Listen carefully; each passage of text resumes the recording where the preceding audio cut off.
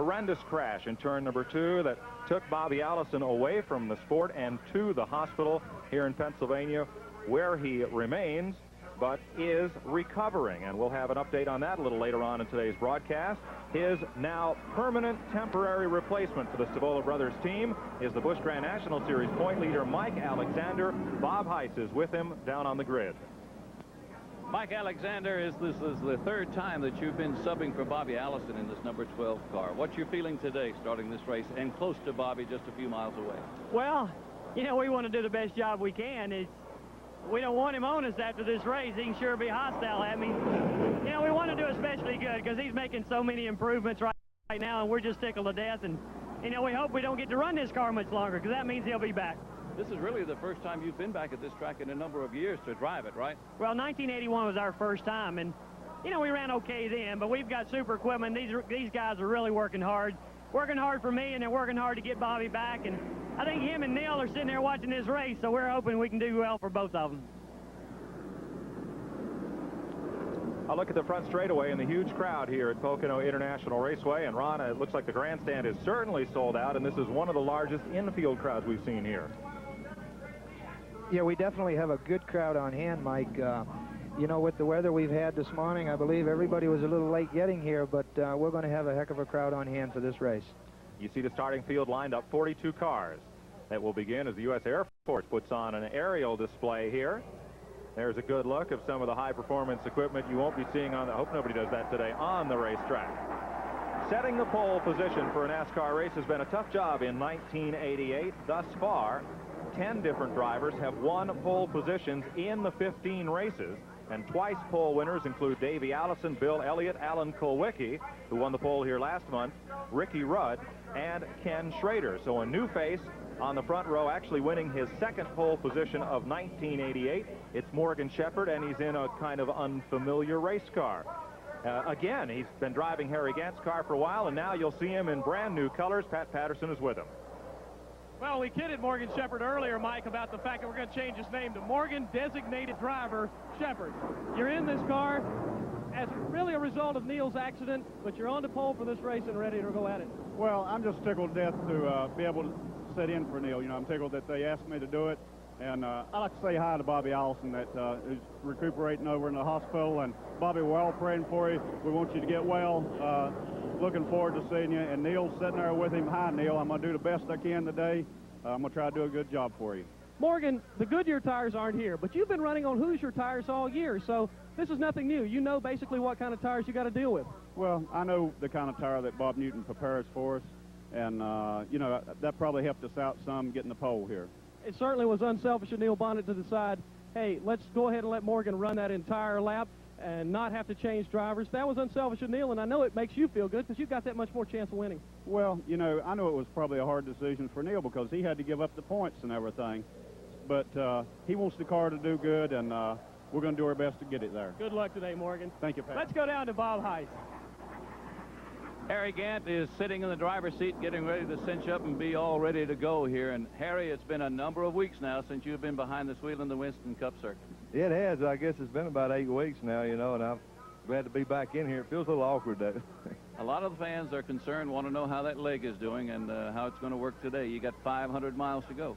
Well, it's been doing pretty good. I hope everything will be okay today. It handicaps you just a little bit, the weight of the cast and all, and you can't move your foot, but we're going to do the best we can do today, and hopefully it won't be long till I can get rid of it.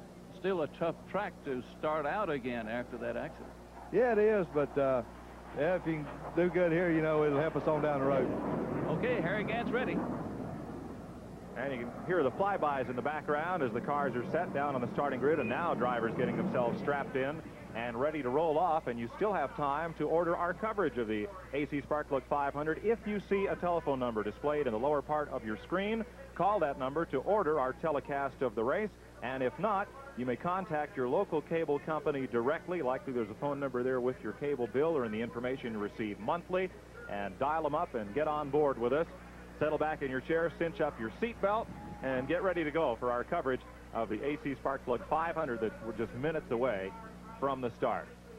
Perhaps the biggest story of all here at Pocono, as we mentioned, Bobby Allison, the Daytona 500 winner, the former Winston Cup champion, who is in a Pennsylvania hospital.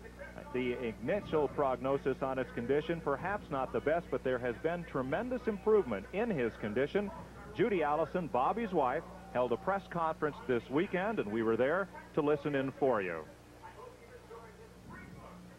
Andretti was there Tuesday night, and he gave Bobby a real pep talk and told him that, you know, he knew he was a strong person and that he could overcome this, and he had to keep working at it and exercise.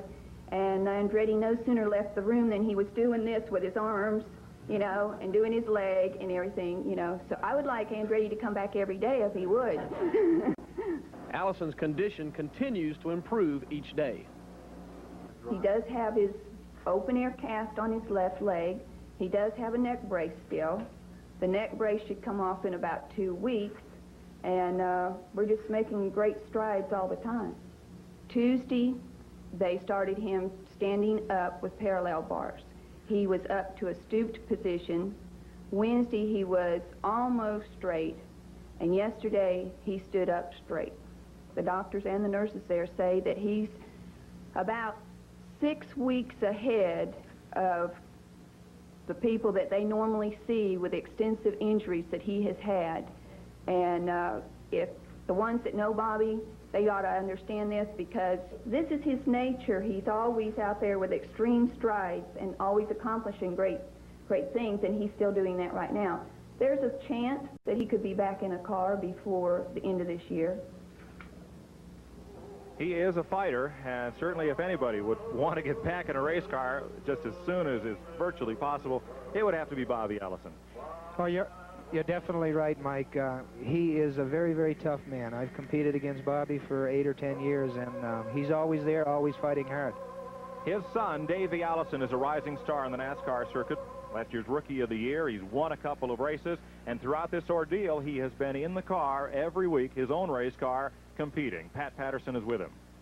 Well, we talked a little bit with Davey yesterday, and you said this didn't seem like it was going to be a lot of fun. Have you changed your attitude overnight?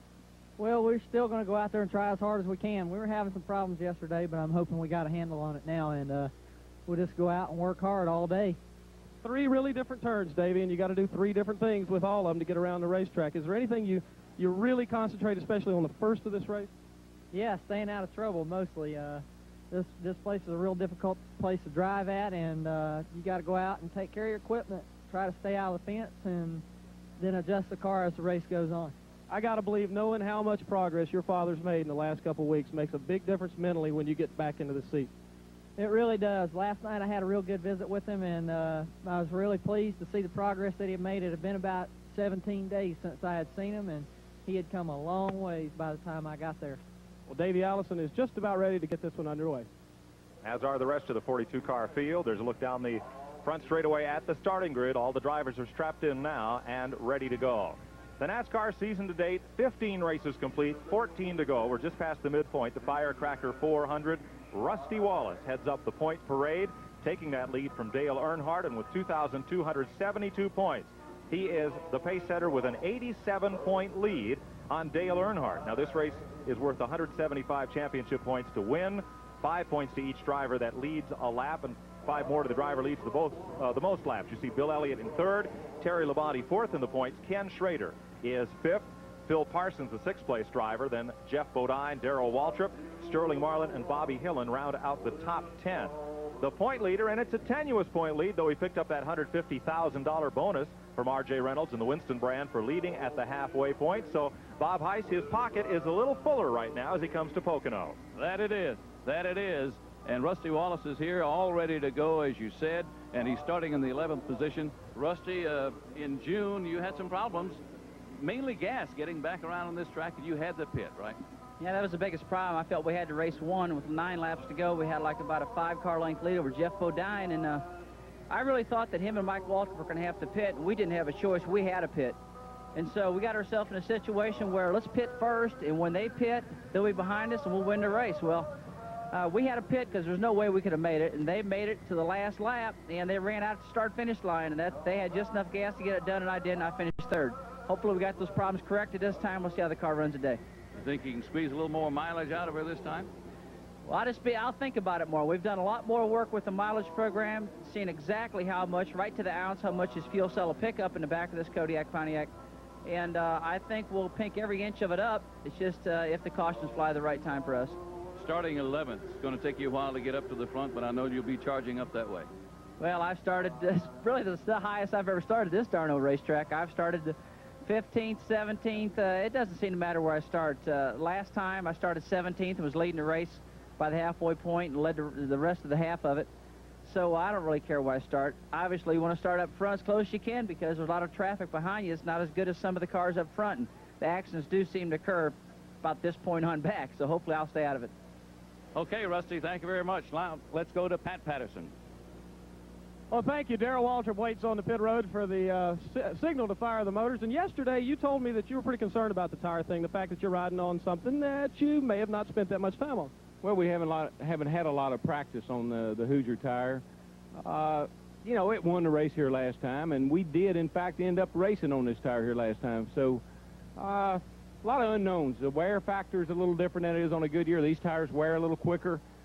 They run about like the Goodyear tires do. So, I think it's just something else for us to worry about. You know, we worry about the motor and the handling and everything else, and then we strap on different tires. You're noted for one real important thing, and that is the fact that if you sit with a stopwatch and watch you come by every time, it's real close, especially short tracks. Can you do this here, or does lap traffic really mess you up here as far as trying to keep that consistent times? A lot of that consistency comes with anticipation, anticipating where you're going to catch someone to pass them. You obviously don't want to run into the back of somebody going across the tunnel turn. So a lot of times I'll ease out of the throttle on the straightaway a little to catch that guy after he's made that turn so I can catch him on that short chute across there and make a clean pass.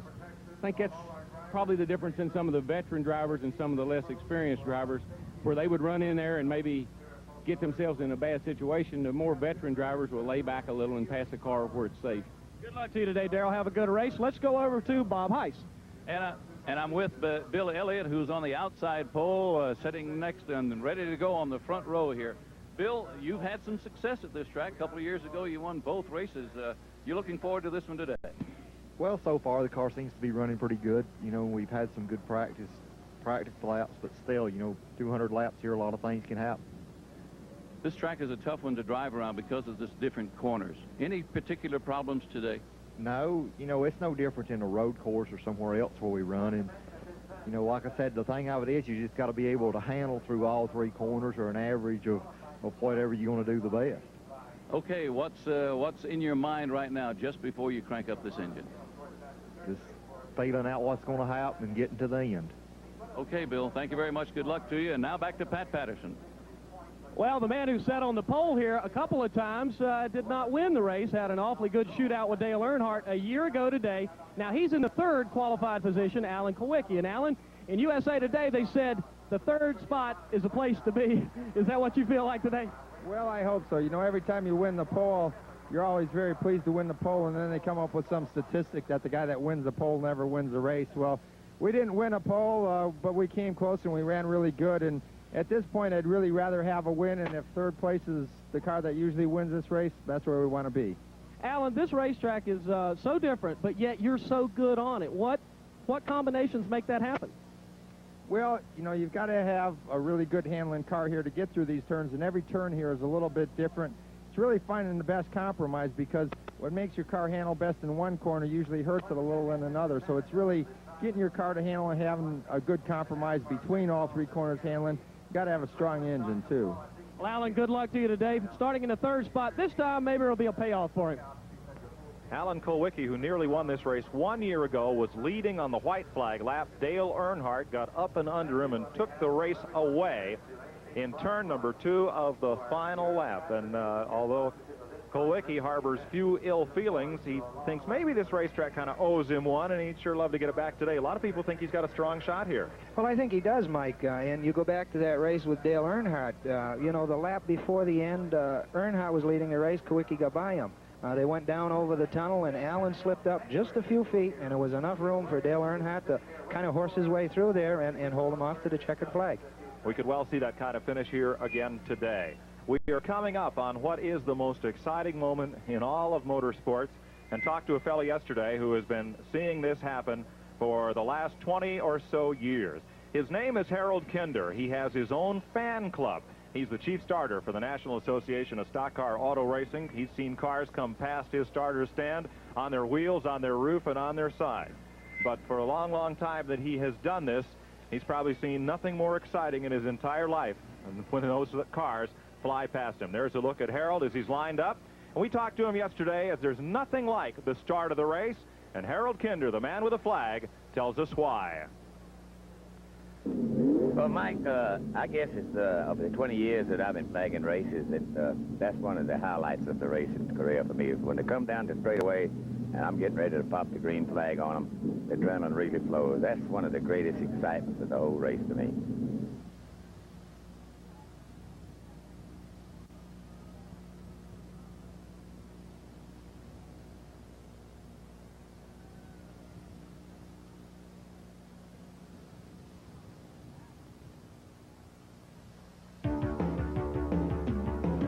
Viewers Choice presents a special live pay-per-view event. We're at Pocono International Raceway for the AC Spark Plug 500. Hi again, everyone. I'm Pat Scanlon. 40 of the top NASCAR Winston Cup drivers here at Pocono International Raceway competing in the 15th stop on the NASCAR Winston Cup circuit this year. A lot of excitement here at Pocono. The fans have been treated to an F-16 flyover, the Goodyear blimp on hand, to provide you with some unique pictures of this 2.5-mile tri-oval. We'll have all the action for you. Morgan Shepherd is on the pole. But right now, let's go up to our announcers, Mike Joy and Mr. Ron Bouchard. And a look at the starting field. There is Bill Elliott's Coors Ford Thunderbird on the left side of your screen on the outside pole, and aligned right with him, Morgan Shepherd, who will be driving the Raymont car for Bob Rahilly and Butch Mock, the Valvoline Pontiac, in relief of Neil Bonnet. Now, Bonnet was here at the racetrack. He's recovering from gallbladder surgery, and he said he got a deal. They took his appendix at the same time when they went in. He's recovering, but he did practice in the car at least the 2 laps that NASCAR requires of each driver that'll compete here, and he did expect to run this race.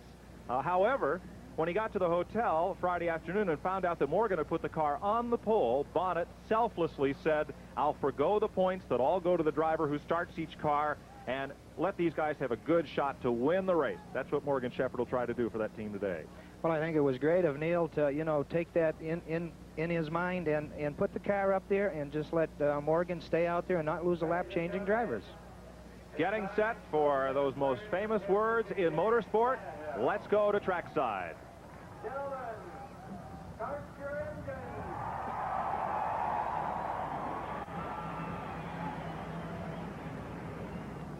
And a big roar from the crowd as the engines fire along pit road, and covering the action down where a lot of it will be today, Pat Patterson and Bob Heiss. Here's Pat Patterson. Thank you, Mike. The engines are fired. It's going to be a super afternoon. The weather looks like it's going to cooperate. It's a blaze down here. Information, the big deal. Goodyear versus Hoosier. There are no Goodyears. That story is gone here at Pocono, and we're going to follow all the action this afternoon down in the pits. Working alongside will be Bob Heiss. Bob Heiss will join us along pit road as well as the engines come up to temperature. Crews with the last check and tug at the window net and the belt to make sure that everybody is strapped in and set up, that radio communication is working with the drivers, and we'll have radio communication as well. Benny Parsons, driving the Ginny Donlevy car, and Rusty Wallace, the Winston Cup point leader, will be talking to us during caution flags. And also, they'll be able, as we will, to answer your viewers' questions. We'll be putting an 800 number up on the screen a little later, and you can call in if you want to know why Harry Hyde changed right-side tires instead of left, or why Jeff Bodine is sitting in second spot and not pulling out to pass, or what the ruling in us on a certain instance. We'll try to get those answers for you. It's the first attempt at interactive television. You, the viewer, can become part of the event by getting your questions on the air and finding out as you sit home and watch this show just what's going on down there on the speedway. The field is rolling out, and we're looking at the king of stock car racing, Richard Petty, that wet rag in his mouth to get a little moisture from, in the STP Pontiac, a Jay Hedgecock-built car prepared by Dale Inman and the crew at Level Cross, North Carolina. The right side of his windshield darkly shaded. Richard, of course, wearing his dark goggles in the car, and a look out that front windshield. Now, is that tough to do? Did you ever drive a car with a windshield like that? Not really, Mike. I've had some with the tint all the way across, but I think Richard's thing here is at Daytona and Talladega, the tint has saved his windshield. It's one of the racetracks where you pick up a lot of rocks. At this racetrack, you have the same problem because everybody tries to run down as close to the grass as they can. And all this does is hold the windshield together in the race car. Now, more importantly, even on the street, instead of looking at the car directly in front of you, you'll look through that car's back window and windshield to find out what's going on up ahead of you. The same is true in racing. That dark windshield must make it tough on the drivers behind him. Well, it might hurt the driver behind him. You know, when you might have a wreck coming up ahead of you, there's a lot of times you look through that race car to see what might be going on in front of that race car that's dead ahead of you. On the pace lap, we're watching the field come past. They're in the Long Pond straightaway, some 3,000 feet. Let's take a look at the starting lineup for today's AC Delco 500. On the pole, Morgan Shepherd, the Valvoline Pontiac, and Bill Elliott in the Coors Ford Thunderbird. In row number 2, starting on the inside, there's Alan Kulwicki. He's in the Xerox Winter Ford, and Ken Schrader in the Folgers Exxon Chevrolet. Going 5th, last month's winner here, the Levi Garrett Exxon Chevy for Jeff Bodine. Mark Martin from Arkansas in the Strolite Ford Thunderbird. Row number 4, good qualifying run for Jeff's younger brother, Brett Bodine, in the Bud Moore Crisco Motorcraft Ford. And Sterling Marlin, who's come so close to a win this year, the Piedmont Airlines Oldsmobile prepared by Jake Elder. In row number 5, Dale Earnhardt, the Winston Cup champion in the GM Goodrich Chevrolet, and Darrell Waltrip, winner at Charlotte in the Tide Exxon Chevy. In row 6 is the point leader, Rusty Wallace, in the Kodiak Mobile Pontiac, and Davey Allison in his Haviland Star Thunderbird. Row number 7, the Kodak Films Oldsmobile for Rick Wilson, and the Digman Racing Pontiac, that's New York State's Greg Sachs. In the 8th row is the STP Pontiac of Richard Petty, and Lake Speed in the Wins Kmart Oldsmobile. Row number 9, Terry Labonte, who had to qualify on the second day in his Budweiser Chevrolet, and with him in row 9, Mike Alexander, who is substituting for Bobby Allison in the Miller Buick. In row 10, it'll be Derek Cope, and he's lined up with Kyle Petty. They're both in Ford Thunderbirds. Back in row 11, Dale Jarrett in an Oldsmobile, and Rodney Combs in a Buick. In the 12th row, Harry Gant returns to Winston Cup Racing, and Mike Waltrip, who was second here last month. Row 13 has Ricky Rudd's Buick, along with the Buick of Bobby Hillen Jr. from Texas. Eddie Verswell, he's in an Oldsmobile, and so is Joe Ruttman. In row 15, Phil Parsons, the Talladega winner in an Olds. Ron's younger brother, rookie Ken Bouchard. In the 16th row, we'll be talking to Benny Parsons today. He's in a Ford, and veteran Buddy Baker in an Oldsmobile. Dave Marcus in the 17th row in his Chevrolet, and rookie Ernie Irvin in a Chevy as well. Bob Shack comes off the ARCA circuit, and Jimmy Horton, the dirt track driver from New Jersey. In the 19th row, rookie Brad Knopfsinger, he's in a Buick, and veteran Jimmy Means Pontiac. Mike Potter from Tennessee has a Chevrolet, and so does local driver Bobby Gerhardt in the 20th row. The Oldsmobile safety car leading them around, and our 800 number will be up on the screen so you can call in and ask your questions as the day goes on and be part of our program.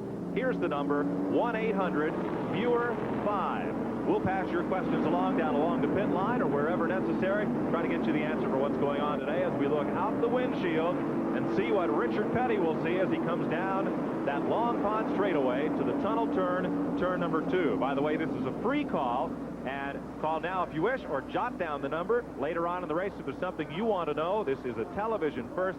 We'll be happy to try to find the answers for you here today.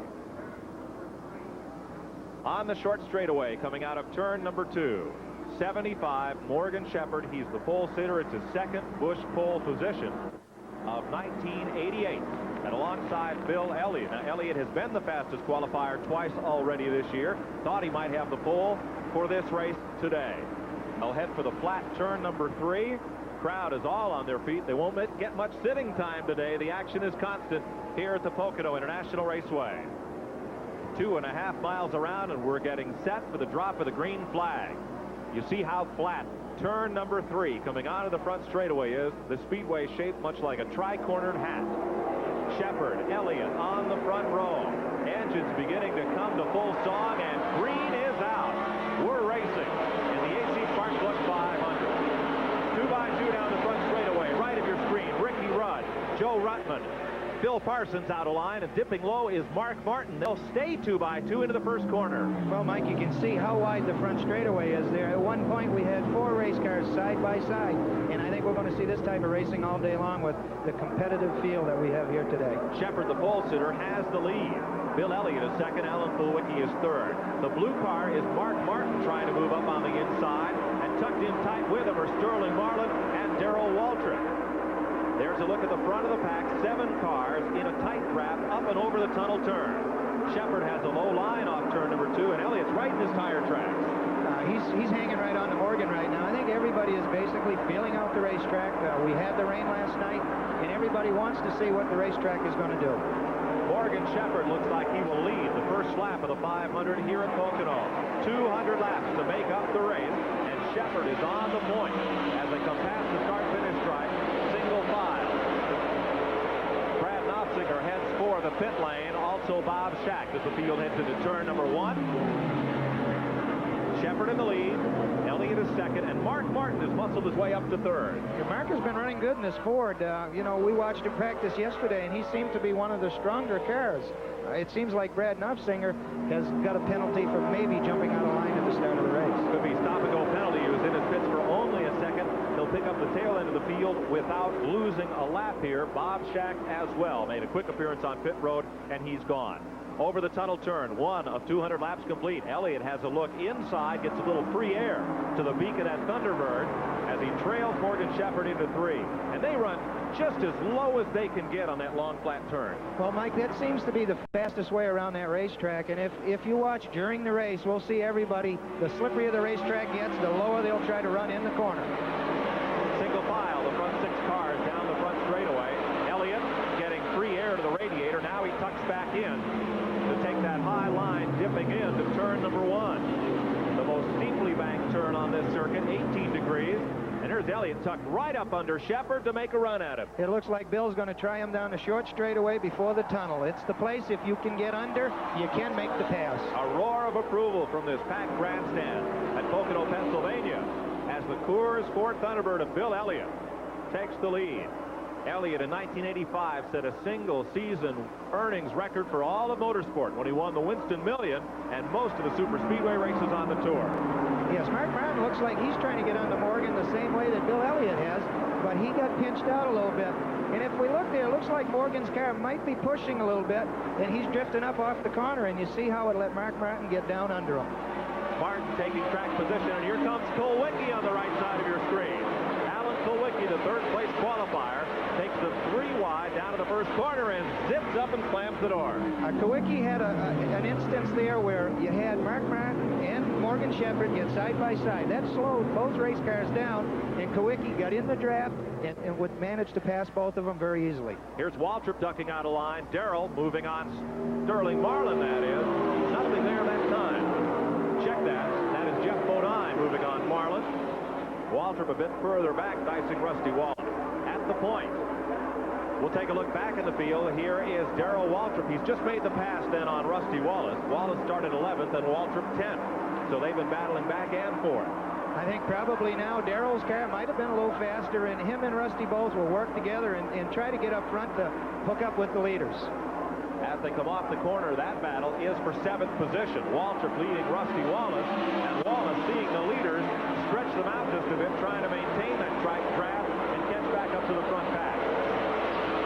We can see Dale Earnhardt breaking into the picture and trying to hook up with Rusty Wallace in Darrell Waltrip, because right now they have about a 20-car lead, the leaders over these cars, so they're going to try to run them down. A look at Earnhardt, the man in black, the defending Winston Cup champion. Left side of your screen is Waltrip, Wallace, the meat in that sandwich, and then Earnhardt. The race now for second as they go up and over the tunnel turn. Mark Martin takes the second spot away from Kulwicki. He's strong at that tunnel. He is. Yesterday we watched Mark practice, and his car seemed to be working well in the corner and very strong down the straightaway. To turn number 3, the flat corner that leads onto this 3,700-foot front straightaway. And it's a tight battle behind race leader Bill Elliott. Elliott all alone at the front. Alan Kulwicki battling with Morgan Shepard, 3rd and 4th place cars. Back behind of Sterling Marlin, Jeff Bodine. Rusty Wallace has repassed Darrell Waltrip. Then it's Dale Earnhardt, Richard Petty, and Rick Wilson to the tail end of the top 10. A look out the front of the STP Pontiac with Richard Petty way low on the racetrack and facing that 3,000-foot straightaway to turn number 2. Yes, Richard runs very low. His race car in this last race about a month ago, he was probably one of the better cars in the turns. Alan Kulwicki gives up the 3rd spot. Morgan Shepherd will take it back. 2 leaders in these opening laps. Morgan Shepherd, the first circuit, and Bill Elliott went out in front. Bob Shack, the ARCA driver, back on pit road as we watch Sterling Marlin try to hold off Jeff Bodine.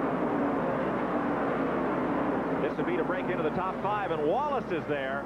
He has caught that pack, and he gets under Bodine. Yeah, Jeff slipped up a little bit. He got upside of Sterling there, and the racetrack is still very slippery, and he managed to move him out just a little bit, and Rusty made a pass on Jeff. This is the kind of action you'll see all afternoon without commercial interruption. Battle at the front of the pack here. Morgan Shepherd out ahead of Alan Kulwicki and Sterling Marlin, and now Bodine has a mirror full of Darrell Waltrip. Rusty Wallace has passed Bodine while Bodine was working on Sterling Marlin. I think it's a little bit early in the race yet, Mike. I think everybody is basically trying to settle in, feel their cars out.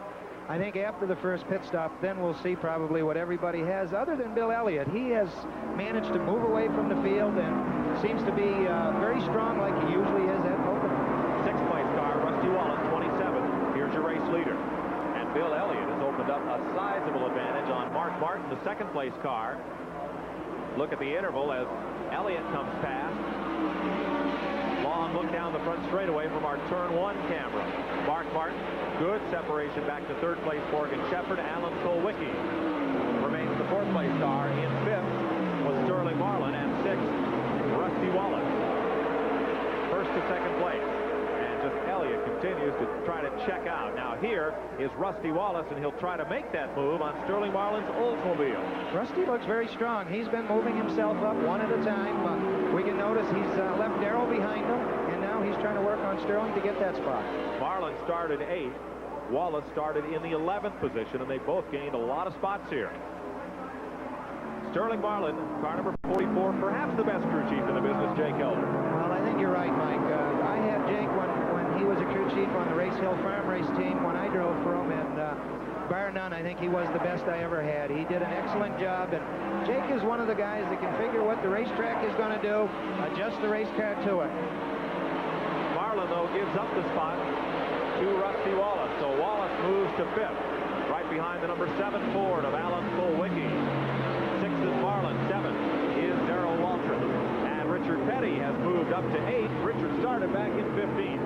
Richard has moved up through the field, and as we see when he was on just a minute ago, that he was able to run right on the bottom of the racetrack. And if his race car will stay like that, Richard will be tough today. These are the cars he may be catching momentarily. Alan Kulwicki, the 4th place car. Number 7, Rusty Wallace in the 5th spot. Wallace, who started 10th, now running in 5th behind Kulwicki, who started on the 2nd row. Ford versus Pontiac. Wallace dipping low, but Kulwicki he's going to have to go to the grass to get him on the inside. Rusty's going to have to put 2 in the grass and get by, but he's getting under Alan, and he has him now. Rusty's working very well, and he's going to move to the front of the field. In the front straightaway, now look, Kulwicki has the engine, and it looks like he's going to pull Rusty Wallace. Kulwicki also has Sterling Marlin in a tight draft. Nope, can't do it. Can't get back by. Rusty had the position going into 1, and he made the pass. 9 laps complete of 200 will run here today. Here's Richard Petty, the 8th place car. He's at the tail end of that pack. Look at the gear shift lever, the brake adjuster. That's that dial on the dashboard, a little bit of the padding. And you saw on the right side of the dash that Hurry Back Bobby sticker. And that, of course, for Bobby Allison. Racing from 4th on back, left side of your screen, Rusty Wallace, then Alan Kulwicki, then Sterling Marlin, and Richard Petty has moved up a notch. He's now the 7th place car. Behind him is Darrell Waltrip. Waltrip, that bright orange and white car, that Dayglow colored machine. The Tide Ride, and Jeff Bodine is still with that pack. He is Waltrip's Hendrick Motorsports stablemate. A view from the packed grandstand, and even our cameraman has to stand up to see. Not surprising. The racing has been that good. I don't think anybody sat down. It's a very competitive racetrack, Mike, and all day long you'll see races all through the field. Not everybody will be running for the lead, but everybody in the field will be racing as hard as they can, and there's plenty of room on this racetrack to do just that. At 6th position, Richard Petty moves up alongside. That is Sterling Marlin he's racing with.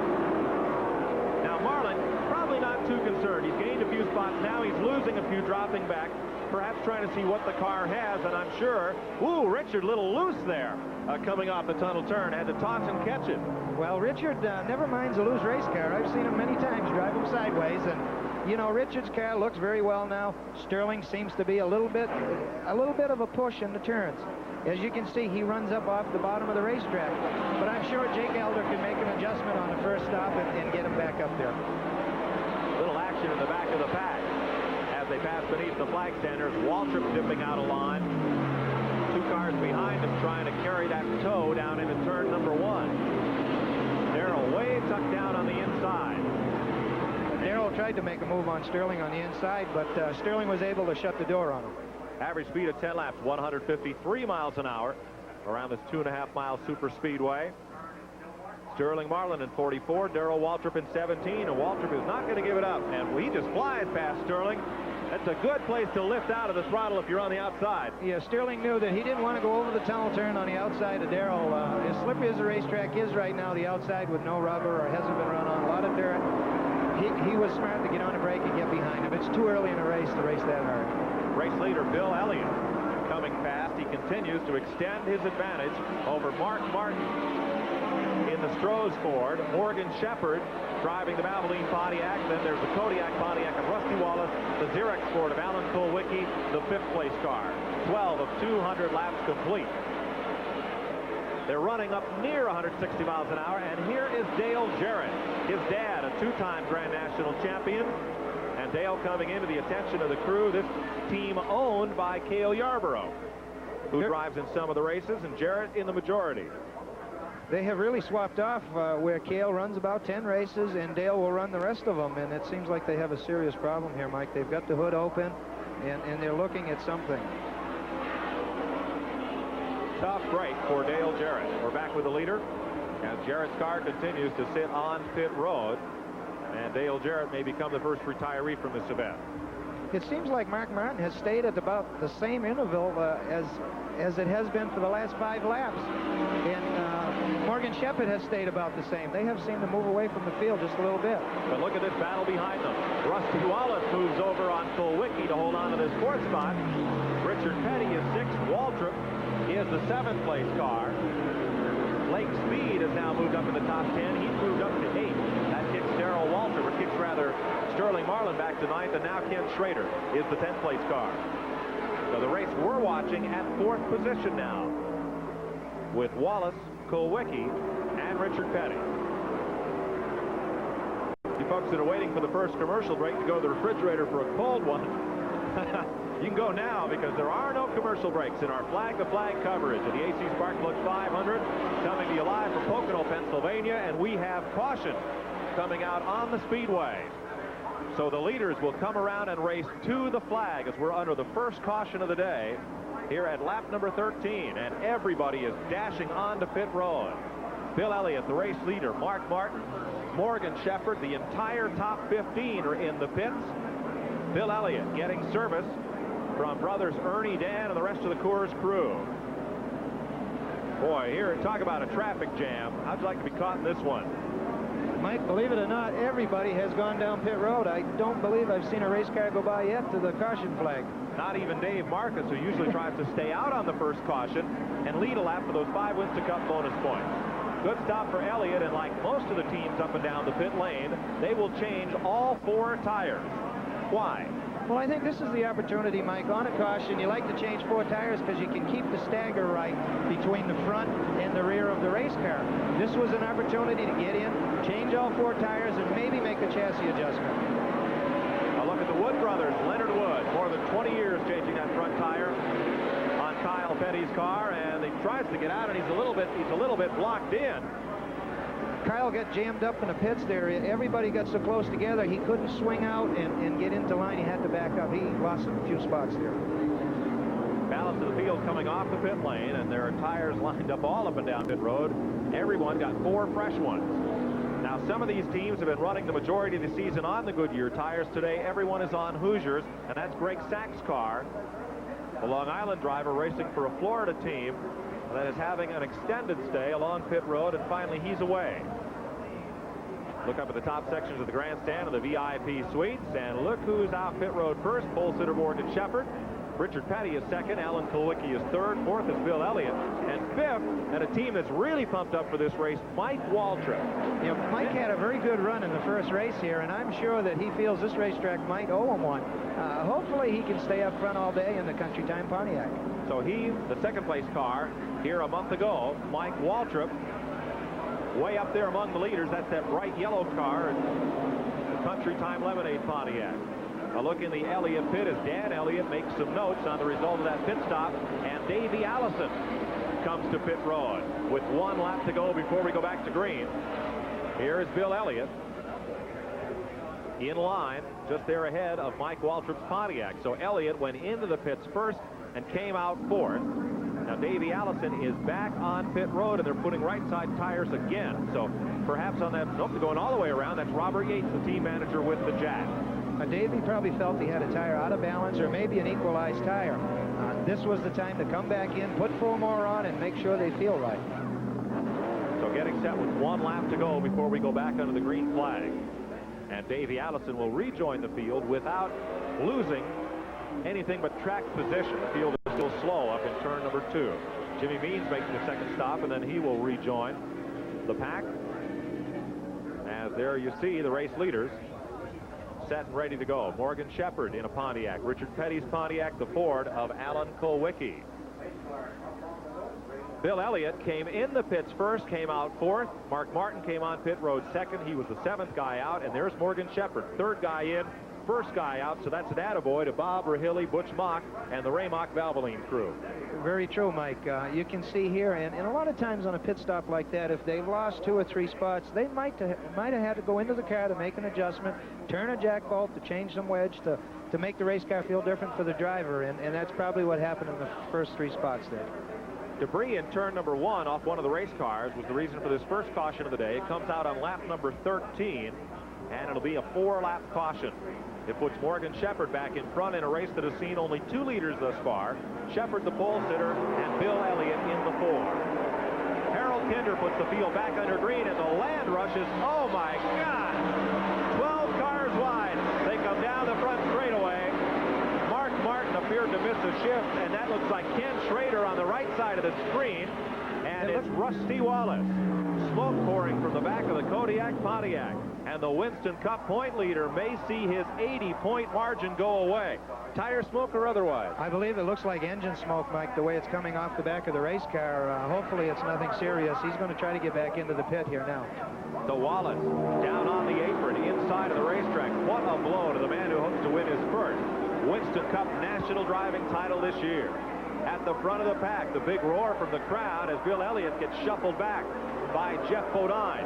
Ken Schrader in car number 25 was on the right of your screen during that jam session on the start, and did he make a move? He did. He dropped to the bottom of the racetrack, and he must have passed 15 cars coming along here for the green flag. Richard Petty up front, and the crowd roars its approval as the man who's won 200 times on this circuit and led a good part of the race, now at the front of the pack, 2nd place in the race behind Morgan Shepherd. Ken Schrader tries him on the inside, and that'll dust Richard back to 3rd. It looks like Richard's going to move back a couple of spots there. He got up off the bottom of the racetrack, and 2 of them, Jeff Bodine and Ken Schrader, have got by, and now Bill Elliott pulling up on the inside, too. So the pack shuffles down the back straightaway. Richard Petty up front, being pushed back to 4th spot, and he will get credit for leading that lap. He had overtaken Morgan Shepherd. So now it is Schrader's turn at the point, the Daytona 500 pole sitter. And coming up at him, your old nemesis, Jeff Bodine. Bodine has made a move to the inside and has gone right by Schrader. Now I say nemesis. Bouchard Bodine spent a lot of years on the open-wheel NASCAR modified circuit, trading paint and wheel marks and tire marks and victories and second-place finishes up and down the modified circuit. So Bodine, who considers Pocono one of his two home tracks, the other being Watkins Glen, New York, now has his stablemate Ken Schrader on the inside, and Elliott trying to poke the nose of that Thunderbird in. Schrader drafted by Jeff again, and as you see there, as they were coming down the straightaway, Jeff tried to squeeze them off a little bit, but Schrader held it in there and has made the pass, I believe, here. Schrader looking for the lead. Look at the pile up behind him. Elliott, Petty, Darrell Waltrip there in a very tight pack as they head for the tunnel turn, and that'll shuffle them out. It is Schrader up and over the tunnel. Elliott glued there. Bodine in car number 5, Petty in 43, Waltrip in 17. That's your front 5. In that draft, there are perhaps a dozen cars. Terry Labonte has moved up to 6, and Rusty Wallace, the point leader, has taken his Kodiak Pontiac all the way to the garage area. Let's check with Bob Heiss.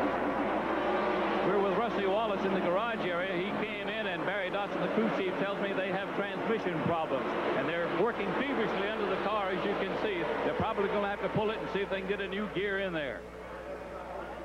What a blow to Wallace's championship hopes, as his 87-point margin can certainly disappear today, even if he gets back on the track and finishes this race. Well, it's definitely going to hurt him, Mike, and it's funny, we talked to Rusty yesterday, and he commented, and maybe it was a bad omen, but he commented how that Pontiac has never broke down yet this year. In this race here, he's had a transmission problem. Tough break for Rusty Wallace. We rejoin the front of the field. Ken Schrader getting passed by Bill Elliott. And here comes Bodine. Elliott opened the door, and Jeff is going to try to put his foot right in it. Bill has pried Ken to the outside of the racetrack, and here comes Bodine. He's got the bottom, and he's going to get by him, too.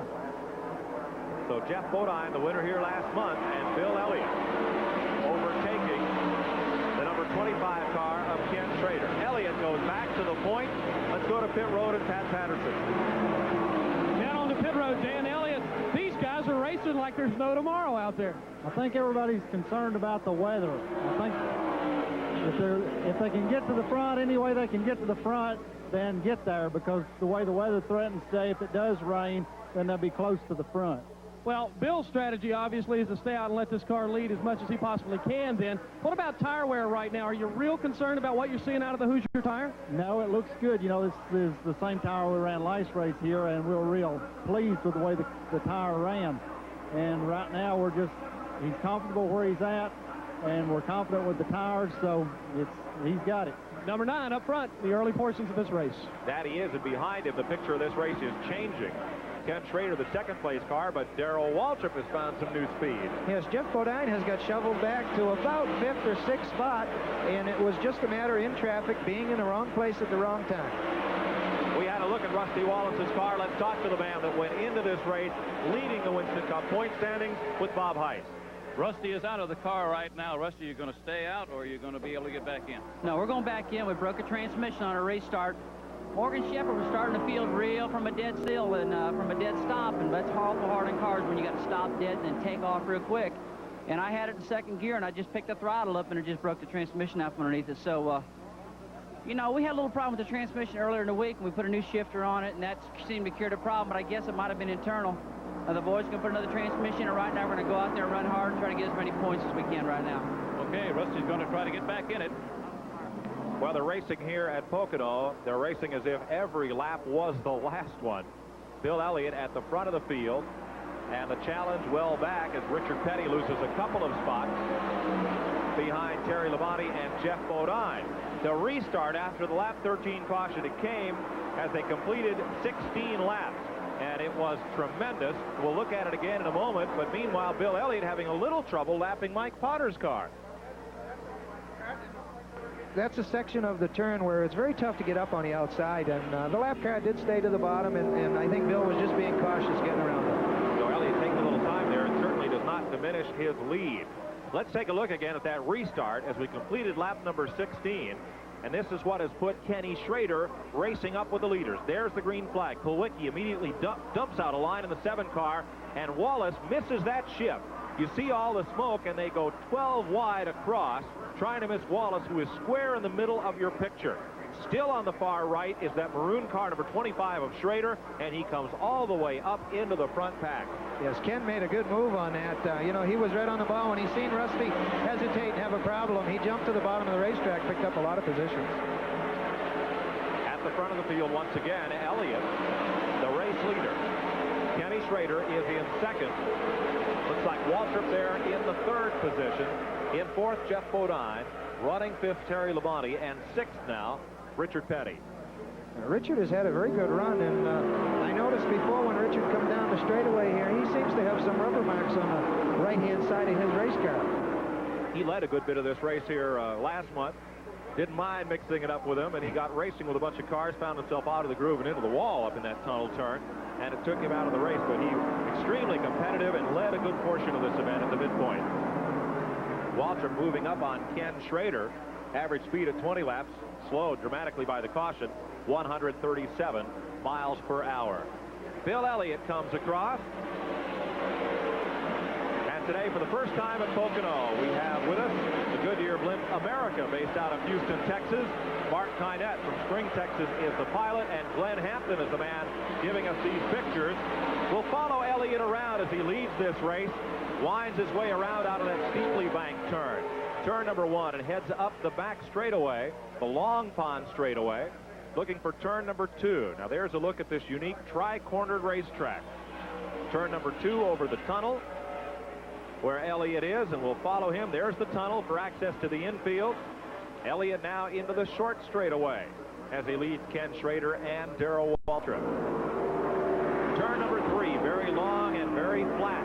That's where Elliott is right now. You can see a long way to get around that turn number three before they head back for this front straightaway. You could land a good-sized jet here with room to spare. You definitely have enough room for a runway up front here, Mike. Single file this time, Pat. Unlike the restart, everybody trying to catch a draft and get down that straightaway and into turn number one. Bill Elliott at 25 laps, the race leader. Ken Schrader and Darrell Waltrip, Jeff Bodine and Terry Labonte, all in Chevrolets, following that Ford of Bill Elliott. Well, the phones have been lining up on our 800 number. Questions coming in, and certainly we invite your questions and comments here on our Viewer's Choice flag-to-flag coverage of the AC Sparkplug 500. Here's Pat Scanlon. We've got one of our viewers has already called in that 1-800-VIEWER-5 number, Al Palumbo, and he wants to know, will limiter plates be a factor in today's race? Ron, what do you think about that?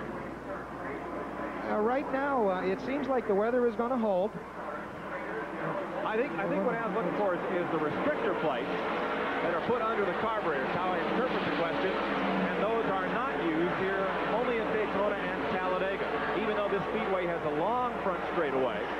I believe there's only two racetracks, Mike, and that's Daytona and Talladega, where they run the restrictor plate because of the high speeds. And at this racetrack here, the speeds are nowhere near as fast, probably 30 to 40 miles an hour off. So here they are able to run a large carburetor or whatever NASCAR does allow. That restrictor plate placed underneath the carburetor to restrict the airflow to the engine, designed to slow the cars at the nation's two fastest speedways, where they had an occasional tendency, when a car got sideways, to lift off the racetrack. That does not appear to be a problem here at Pocono or at the smaller speedways, so that facet of NASCAR racing, it'll apply next week in the Talladega 500. But only at Daytona and Talladega. So no restrictor plates. These engines putting out some 600 to 630 horsepower in these Winston Cup cars, depending on whose dyno you measure that horsepower on and how tightly crossed the engine builder's figures are when he gives you that figure. Yeah, this is true, Mike. It seems like everybody has a different idea on horsepower. And here is Jimmy Means, wagging the tail as he comes off the corner, and a lot of smoke from the Eureka Vacuum Cleaner's Alka-Seltzer Pontiac. And Means will coast off the circuit rather than go to the garage area.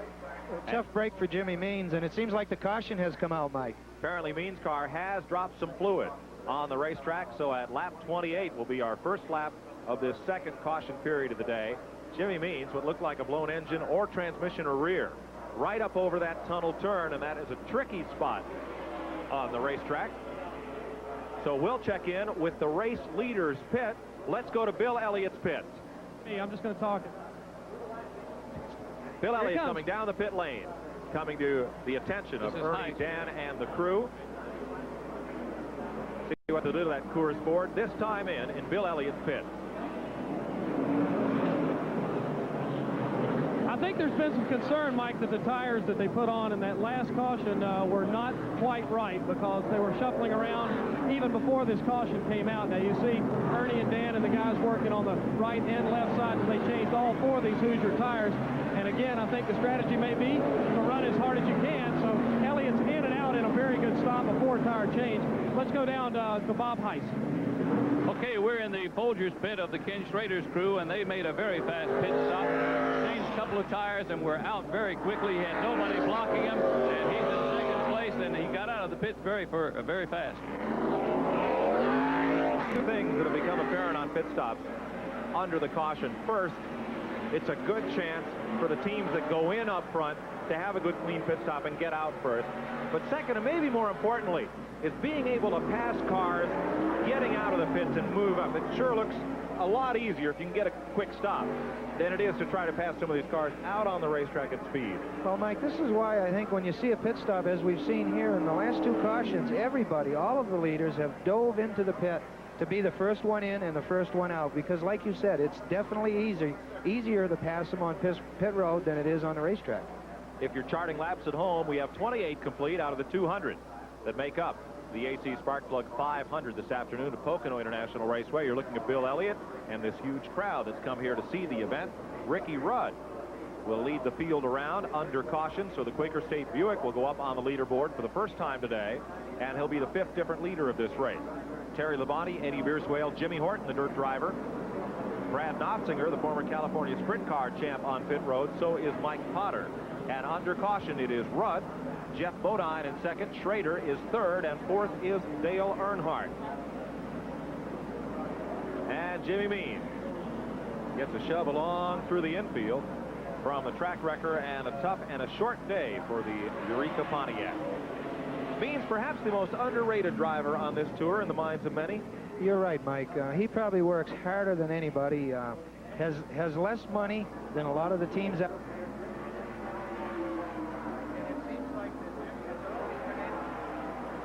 Here's a look coming up on our summer event card for 1988, the IBF Middleweight Championship. Frank Tate against Michael, second to none, and you'll see that live July 28th right here on your viewer's choice, 9 p.m. Eastern Daylight Time. Tate boxes out of Houston, Texas. He began his career at Detroit's famous Croc Gym, home of Tommy the Hitman Hearns. He's an Olympic gold medalist. Won the IBF title October 10th, 1987 against Michael Olajide, and he'll be up against Frank Tate, boxing out of, or rather not out of North Hollywood, California. Both boxers are undefeated. So mark the date down, July 28th. It will be live. You'll see it here on Viewer's Choice. Hope you'll be with us for that one as part of our summer of sports, racing, boxing, and wrestling on your Viewer's Choice. Let's go down to Bob Heiss. He's on pit road, and we'll talk tires. Harry Hyde, Ken Schrader's crew chief, is with me right now. And Harry, you were checking those tires awfully closely a few minutes ago. Are they running hot today? Bob, they're not running hot, but there's a tremendous amount of wear on them. The first time we pitted was 14 laps, and we were a little over half gone, so it was going to run real close to run a full pit stop of about 32 to 35 laps. So we're changing tires pretty quick now because we're hoping the tire wear will get better as soon as the track gets a little slicker. Right now it's real tight because of all the rain. Is that why the decision most teams went to change 4 tires on that first caution? Yeah, because they knew the wear was going to be pretty tough, and now it looks like it got a little better on the second stop. That is Harry Hyde, the veteran team manager for Ken Schrader. He's the man who brought Tim Richmond to stardom behind the wheel of this Folger Chevrolet. Benny Parsons drove it last year. Dennis Conner, the crew chief, Hyde, the team manager. And behind the safety car, there is that Folgers car. He's in second place behind Jeff Bodine of the Levi Garrett Chevrolet. With more on tires, Pat Patterson. Well, Mike, we noticed on this last stop that the 75 car, the 9 car, took on 4 tires. Jeff Bodine, however, didn't take on any tires, but I think there is a lot of concern, and everybody in the tire business, and each one of these teams has a specialist, is right now paying a lot of attention to the wear they're getting. Now remember, each driver took on 4 tires on the first caution flag of the day. So perhaps on this stop, the strategy from Waddell Wilson, Bodine's crew chief, don't get tires, but as we were just talking about, Ron, get that car back on the racetrack and get track position. Well, this is right, Mike. If you pit, you get up to the back of the pack again and you have problems getting up through the traffic. Jeff has decided the tires might feel good on his race car right now, and he's going to stay out there and take a gamble on gas that will get another caution. Look at the VIPs, and here's some of the fans on hand for this AC Sparkplug 500. At Pocono, Pennsylvania, 30 laps are complete. Average speed slowed to 133 miles an hour by the 2 caution flags. The first on lap 13, debris in the back straightaway. And this second caution for an apparent blown engine by Jimmy Means happening on lap 28. Rusty Wallace, after replacing that transmission, comes back on the garage area.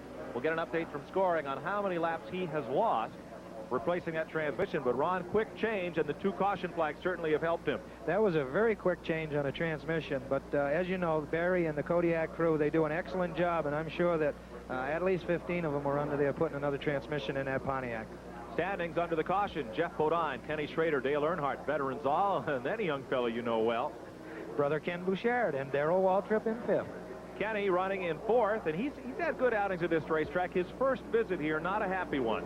No, the first time he ran this racetrack, Mike, it's very difficult qualifying. You get out there, they change the race car a little bit, and you're trying to make it go as fast as you can. And Kenny went over the tunnel, lost the back end, and bounced it into the wall. So that was a very bad situation. But since then, he's come back, and he's really run very good today here.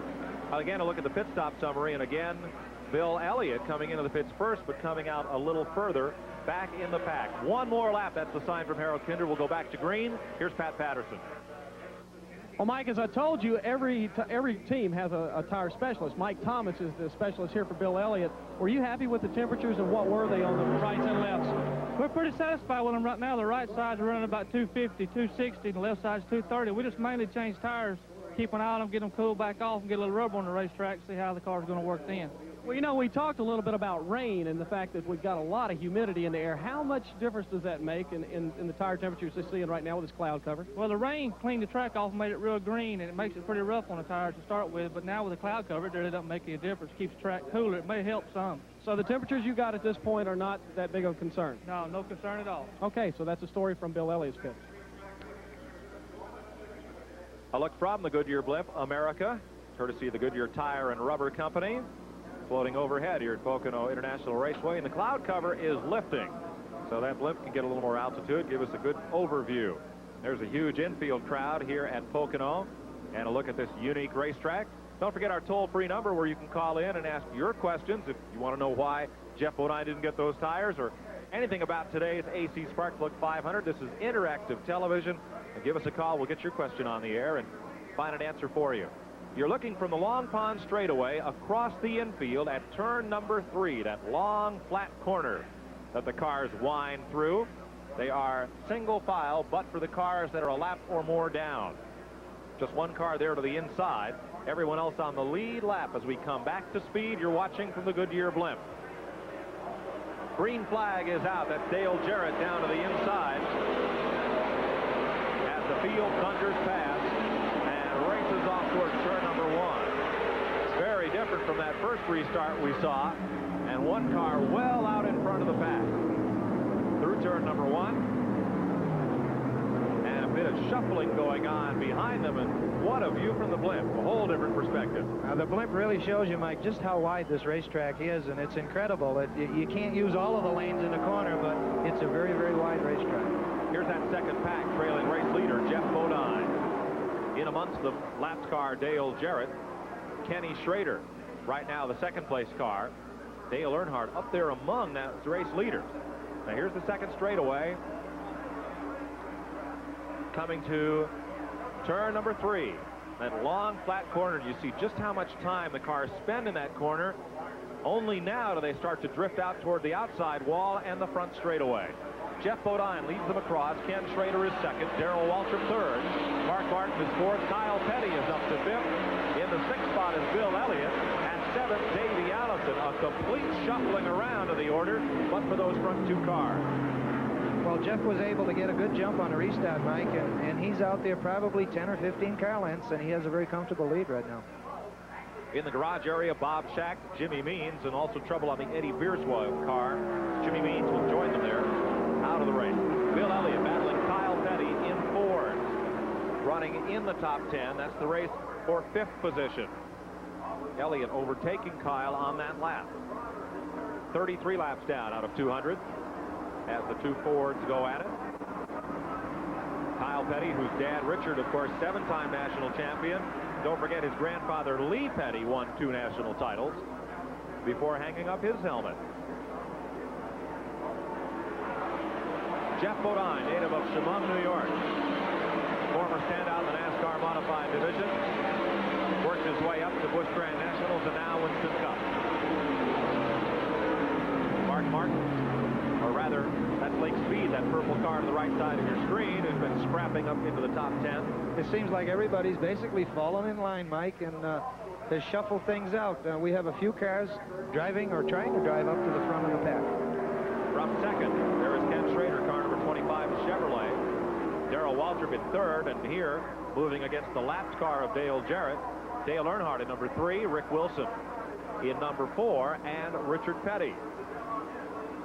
We talked to Dale yesterday, Mike, and he made the statement that he was going to try to lead as much of this race as he could. He thought his car was fast, and he said he was going to come out here today and show us just what he could do. He hasn't made it to the front yet, but I wouldn't count him out. Earnhardt, winner of the last 2 Winston Cup championships, trying to move up. He is in the top 10, but barely. At this point, Rick Wilson and Richard Petty trailing him. Darrell Waltrip closing up on Schrader's bumper. Could have a battle for second coming up here. We have 3 of the Rick Hendrick Chevrolets out front here, Mike. Bodine, Ken Schrader, and Darrell Waltrip battling it out for position. And trying to be the spoiler, Mark Martin in that dark blue Ford, number 6, and Bill Elliott in the Ford, number 9. Second through fifth position. Running in a tight pack. Over the tunnel, turn number 2, and into the short straightaway. And that's going to be a bigger pack shortly. Kyle Petty trying to move up. He's broken free of race traffic. Dale Earnhardt behind Kyle, then Richard Petty, Rick Wilson, Lake Speed, and Davey Allison. Mark Martin trying the high side this time. Runs kind of out of room there to make a bid on Waltrip. Second through fifth. As they come down the front stretch, here goes Darrell. Darrell's going to try to draft by Schrader on the inside, but he's not going to make it. Schrader closed the door on him, and, you know, basically they've probably decided Darrell might be a little faster here, and maybe he can help run down the leader. The leader is Jeff Bodine in the Levi Garrett Exxon Chevrolet. Schrader in second, Waltrip in third. All 3 cars owned by Charlotte, North Carolina auto dealer Rick Hendrick. All 3 Chevrolets, and behind them the 2 Fords. Mark Martin and Bill Elliott, they're the 4th and 5th place cars, and they have broken away from the rest of the field. Kyle Petty trying to run them down, but he's no closer than he was a lap ago. Looking back at turn number 3 to Kyle Petty's car. Here's the front 5 coming off turn number 3. And there you see Kyle Petty just into view barely, the 6th place car. Coming past on lap 37 of the AC Sparkplug 500.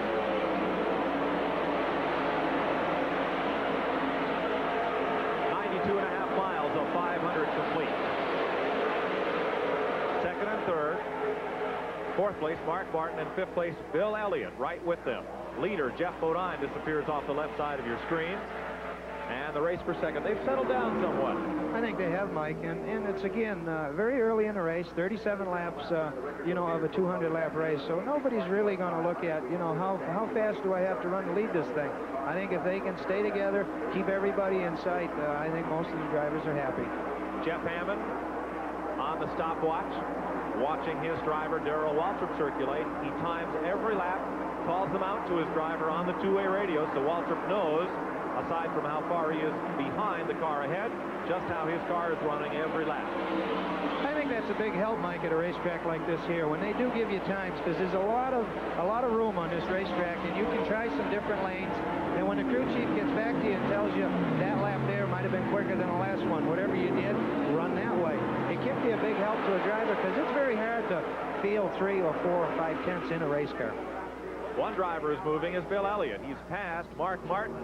That's a change at 4th position. Elliott's number 9, Ford, now up in the 4th spot. But it seems those two Chevrolets have hooked up, and they're doing a duet trying to move away from the Ford. Yeah, but it looks like Bill Elliott right now is catching Darrell, and I think right now Darrell seems to be strong enough to just hang with Schrader, but not quick enough to get by him. And as we can see, Bill Elliott is closing every lap.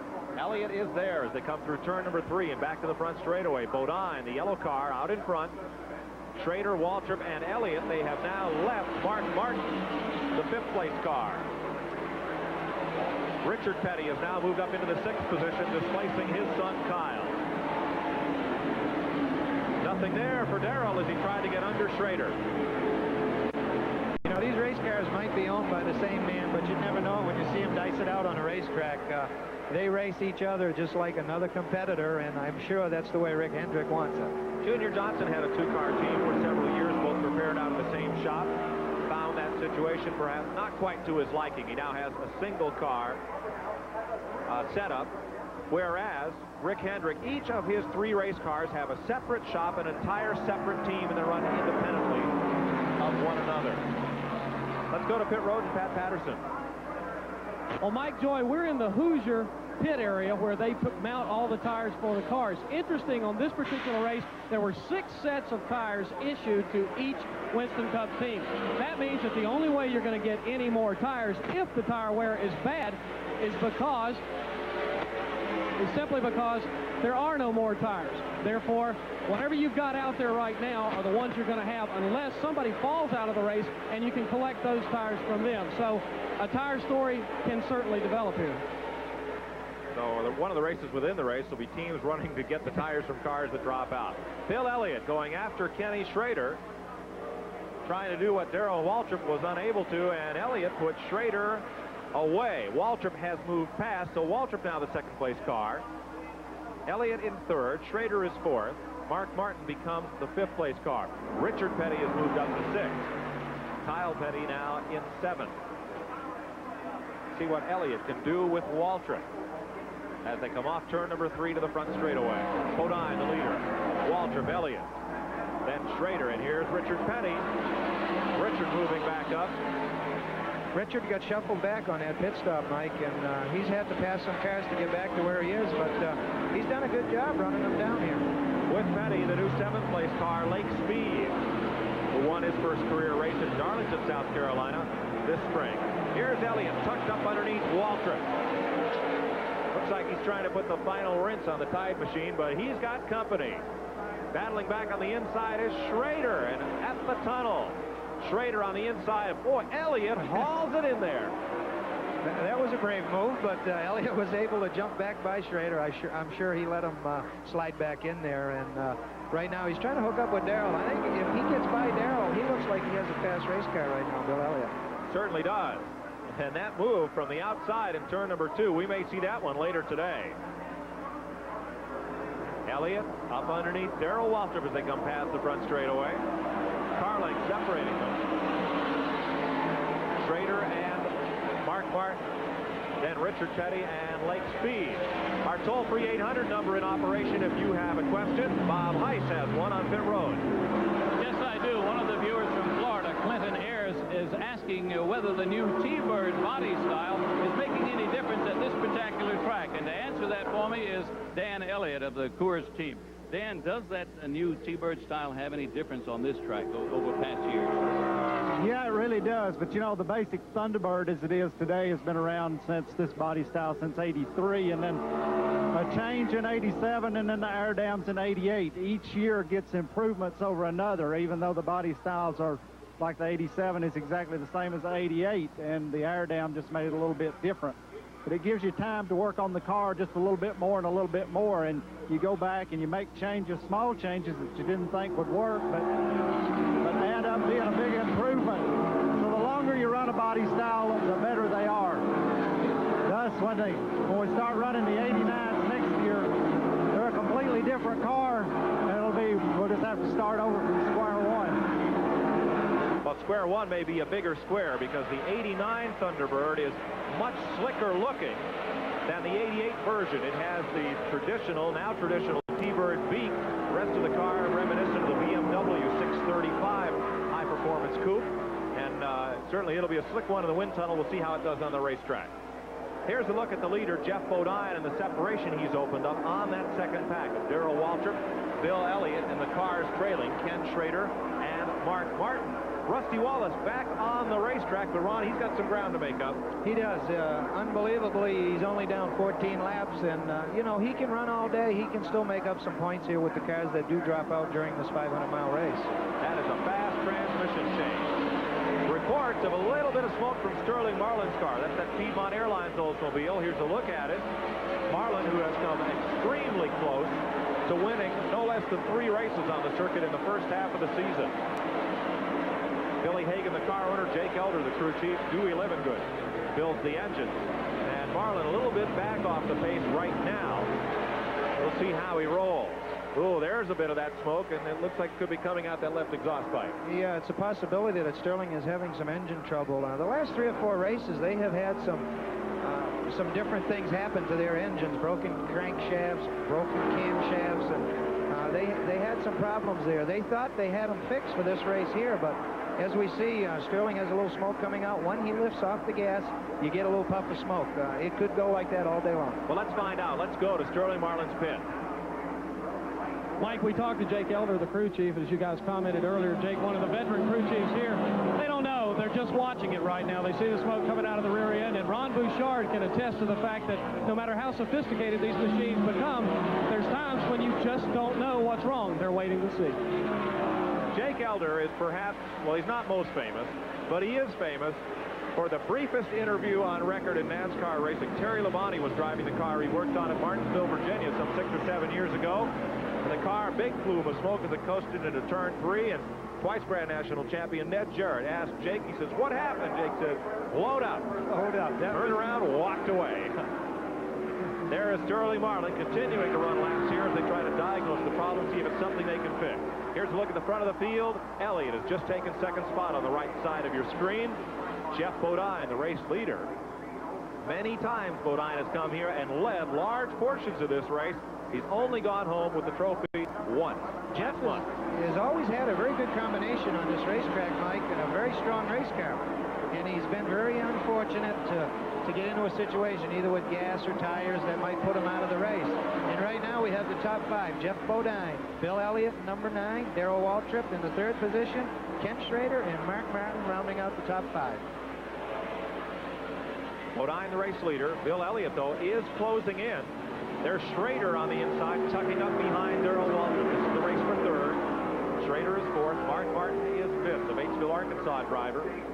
Rookie Ernie Irvin comes to the pit lane as we watch the battle off toward the front of the pack, 3rd position. Jeff Bodine, the race leader. Bill Elliott now 2nd. We're watching 3rd, 4th, and 5th. Brad Nofsinger, another rookie, also on pit road. That leaves only Ken Bouchard as the rookies on the racetrack at the moment. Schrader tucked right up under Waltrip. Now, Waltrip went by him with ease, seemingly the faster car. That may have changed. Well, it looks like now that he's been able to draft right up to Darrell and hang on to him. And as we can see, we have Darrell, Schrader, Mark Martin, and Richard Petty, who has run all 3 of these guys down and has pulled up on Mark Martin's bumper. Waltrip getting shuffled high, and here comes Mark Martin on the inside. Morgan Shepherd, the pole sitter, has made a pit stop as well under the green flag in the Valvoline car. Richard Petty trying to move up. He gets under Mark Martin and takes the spot as they head for the tunnel turn. Morgan Shepherd on pit road, as we mentioned, making a stop under the green, and this could be a costly one for Morgan. Well, it looks like Morgan changed right side tires, and I don't know if he had a tire problem or not, but he's back up to speed, and a very good possibility he is not going to lose a lap here. He'll stay on the lead lap as Mike Potter comes to the pits with a flat tire. Here's the race leader, Jeff Bodine, but he's been caught. Bill Elliott is right with him. And that Coors Ford showing the strength that it had early on in this race. We've had 5 different leaders. Shepard, the pole sitter, Elliott, Bodine, and Richard Petty. And Ricky Rudd has led a lap under caution here. Elliott not quite so good getting off that tunnel turn as Bodine. Well, I think we talked to some of the drivers yesterday, Mike, and they all had a little different idea of which turn they like to run through. And maybe that's not the turn that Bill Elliott is set up for. We can watch him here over the tunnel. Let's see if he gains any ground on Jeff Bodine. If not, maybe turn 3 is his turn. But there's somewhere on the racetrack where he is running the 5-car down. Bill Elliott trailing Jeff Bodine. You saw Bodine open up the advantage in turn number 1. Now here in turn 3, Elliott is catching him. But Morgan Shepherd is making a second pit stop. Pat Patterson is there.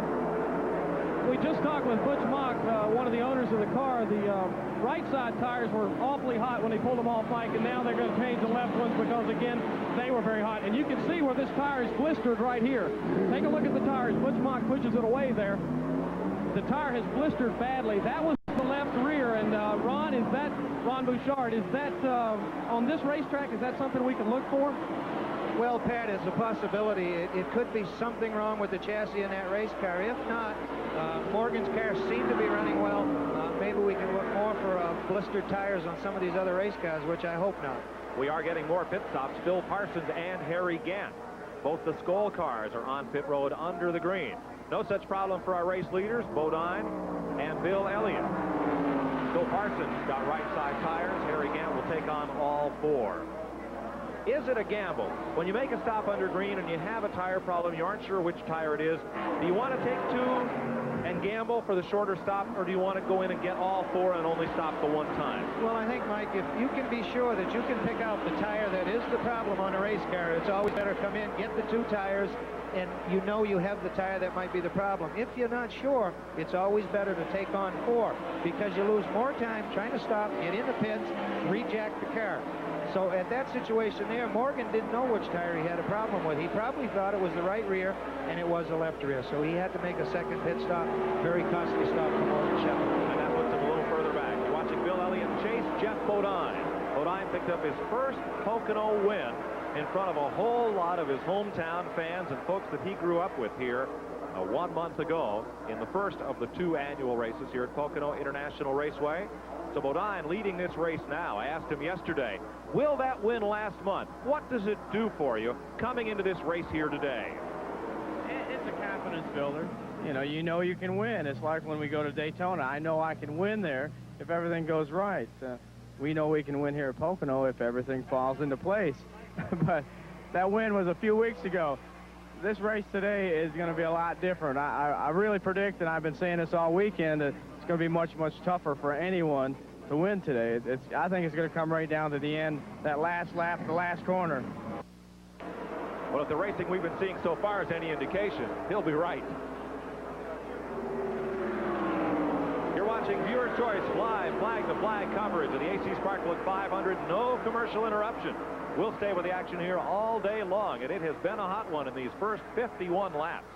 At 50 laps, Jeff Bodine, the race leader.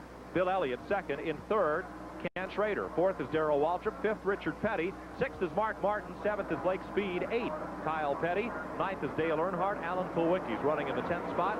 11th is Rick Wilson. 12th, Davey Allison. Brett Bodine is 13th. Morgan Shepherd, 14th before his pit stop. 15th, Sterling Marlin.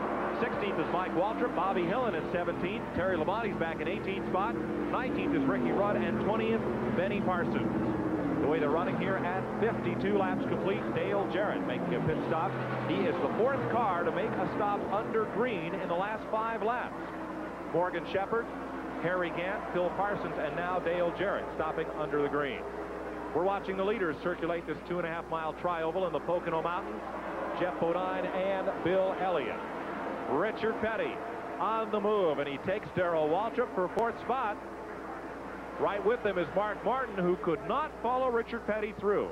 Richard has done an awful lot of passing on the tunnel turn here today. So Petty, here's Waltrip coming right back with him. In the last race, Mike, it seemed like Richard was very strong over the tunnel, and that's where he got into the trouble when he spun and hit the wall over there. But it's a place in the racetrack where his race car works very, very well. Battle for the lead. Elliott coming along underneath the Jeff Bodine automobile, and there Bill Elliott goes back to the lead. Bodine coming up, trying to take it back, and he is not going to get it. Elliott is. He is strong. They might have been a little contact there. Just a little bump. Here goes Bodine. This is the situation we talked about, where one car is faster on one part of the racetrack and the other car has a decided advantage at the other end of the speedway. So Bodine goes back to front. Ken Bouchard along the pit lane under the green. He becomes the 5th car to stop and take tires under the green. It seems like, Mike, that Bill Elliott is very, very strong through turn 3 here. It's where he's able to catch Bodine and try to put a pass on him. The other 2 turns on a racetrack, it seems like Jeff Bodine is stronger there. So should be an interesting race to see who can get the lead and maybe not have a tire problem. You're watching Viewer's Choice. We're here at Pocono, Pennsylvania, the AC Sparkplug 500. Live flag-to-flag coverage. No commercial interruptions. You see the whole race just like you're sitting here in the grandstand. And what a battle it's been. As now Brett Bodine becomes the 6th car to come on pit road for tires. Our pit reporters will update that story for us in a moment. A look at Bodine, 39-year-old driver from Chemung, New York. NASCAR go-kart, started in go-karts at age 5 on a racetrack that his father owned. And here's Bill Elliott, who grew up with his brothers racing cast-off cars from his dad's Ford dealership in a field out behind their house. They'd paint on them the numbers of their favorite drivers and go out and pretend they were Fireball Roberts and Joe Weatherly and Curtis Turner. It seems like everybody, Mike, has had a different way in starting in racing. Mine began in a go-kart and then moved into race cars, it seems like, immediately after that. And it seems like if you've talked to every driver out there, they've either started on the street, in a go-kart, or at a racetrack. Jeff Bodine leading Bill Elliott by the slimmest of margins. 55 laps are now complete. Let's take a look and summarize this race so far for you. At 50 laps, Bodine has led 22 of the 50 circuits. Average speed down because of the 2 caution flags for 7 laps, 133 miles an hour. 8 lead changes among 5 drivers, despite the competition so far and a lot of action battling back behind them. Bob Schacht is in the garage area, so is Jimmy Means and the Texas driver Eddie Bierswald. You're looking from the Goodyear Blimp America as they battle through the corner and heading back for the front straightaway. This is that wide flat turn number 3 where Elliott seems to have a little advantage on Bodine. Yeah, it seems like through that turn there, Mike, that Bodine's car moves up the racetrack just a little bit, and Elliott is able to run down on the bottom. So right now he seems to be happy to ride in Jeff's draft, and I'm sure they've seen some of the tires that have come off these race cars, and I'm sure well, this is a look that you won't get from your grandstand seat. The Goodyear Blimp America, Mark Kynette, the pilot, and Glenn Hampton providing us the pictures. The blimp courtesy of the Goodyear Tire and Rubber Company. As Jeff Bodine holds off Bill Elliott's Ford Thunderbird. Back behind the race leaders, Ken Schrader, the 3rd place car. Richard Petty is 4th. And now Darrell Waltrip in the 5th position. Mark Martin is 6th. Lake Speed is 7th. 8th is Kyle Petty, and 9th is Dale Earnhardt. Not seen much of Earnhardt today.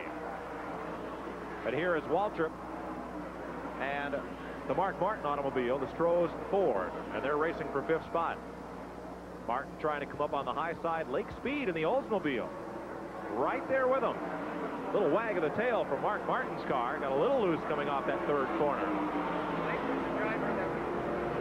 Lake Speed on the inside with Waltrip, and Lake Speed drafts on past Mark Martin. Just followed Waltrip right up through. So Lake Speed following Waltrip gets a good tow from the draft here at Pocono. Waltrip eclipsing a Bobby Allison mark now with his 375th consecutive start. They now run 29 or 30 races a season. Richard Petty, the holder of the number 1 start. Mark, and up front it's going to be Elliott again. Bill Elliott passing Jeff Bodine for the lead. Puts Elliott in front. Bodine has led just about half of the 57 laps so far, and Bill Elliott takes the lead for the third time today. 9th lead change of the race. Pocono has long rivaled Talladega for the most lead changes in a NASCAR event.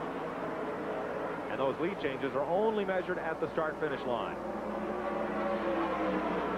So it is Waltrip from Bodine, Schrader in third, Richard Petty fourth.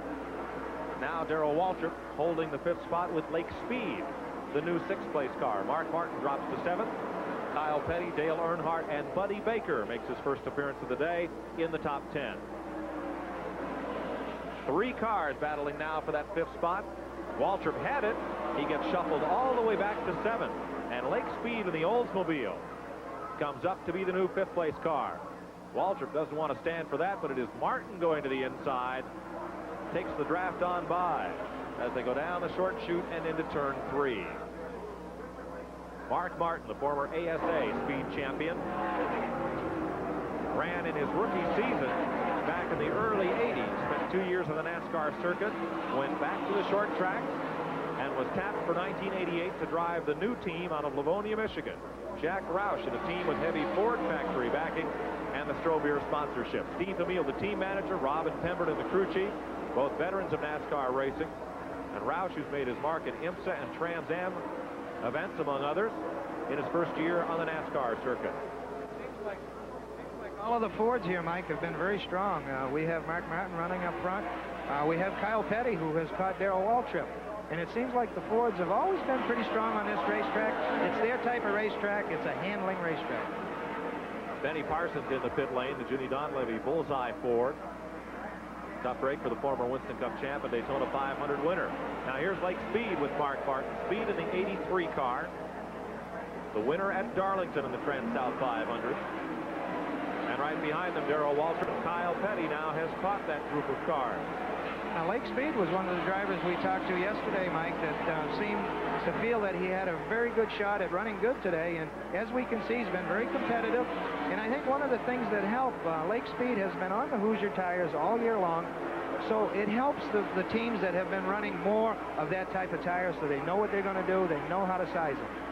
Speed, along with Morgan Shepherd, Buddy Baker, have run the Hoosier tire most of the events this season. So is Sterling Marlin. So that experience, as Darrell Waltrip told us at the top of the show, may be an advantage for those cars that have raced more often on the Hoosiers and can perhaps better figure how those tires are going to hold up and work through the day. Close call there.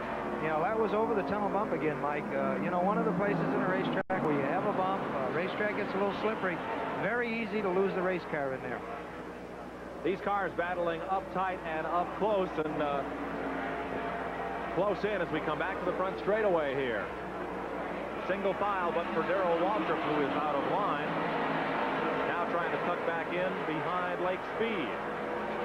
And there's Benny Parsons back on track, a lap down after making his pit stop. He falls in behind Kyle Petty. Earnhardt beginning to catch that pack now. Earnhardt has been back and forth all day long, and, you know, I'm sure they're working on that thing in trying to get the chassis right for him. We haven't seen the end of him yet. Usually the Childress crew will work on that thing and get it adjusted, and Dale will somehow keep it in there all day long. Here's a look at Earnhardt. We had a viewer question on the tire pressures used in Winston Cup racing. Here on the super speedways, they measure and check these tires at 45 pounds per square inch. That comes from Ed White out of Mustang, Oklahoma. They test the tires at 60 pounds per square inch, but they're generally raced in the 45-pound range here on the super speedway. Dale Earnhardt bouncing, got a little bit of dirt down there. Yes, it seems like Dale's car's loose. Matter of fact, he's in the pits right, or coming down pit lane for a pit stop right now. So under green, Earnhardt becomes the 8th car to come to the pit lane under green. Pat Patterson is in his pit. Childress' Goodwrench crew goes to work on the right side, Mike, and they'll pull those tires off and change them out. They don't have another set of tires up on the wall, so it appears it's going to be a 2-tire change. We're going to try to get a look at the tires as soon as Earnhardt pulls away. We're looking now right at the tire. We don't see any, as far as blistering goes, we don't see any blistering on the tire, so therefore probably just Earnhardt making a fresh tire change. This then would be the first of the scheduled pit stops. Earnhardt went 85 miles, 34 laps on that tank of fuel before coming in. And that's a little shy. I would have expected he'd stay out a little longer, but here now, Mike Alexander and Derek Colbert on pit road. Well, this was probably a situation, Mike, where Dale felt that the car was not driving good, and to make the stop a little earlier, sometimes you can get fresh tires on and adjust. And now we have the Miller Buick of Bobby Allison's in the pit. That is Mike Alexander behind the wheel. He's the permanent relief driver for Allison until Bobby is set to come back. Richard Petty, and can't hardly read the number for the tire marks on that door. Richard has had a few scuffles, it seems like, coming up through the pack. On the right side, tires for Richard Petty.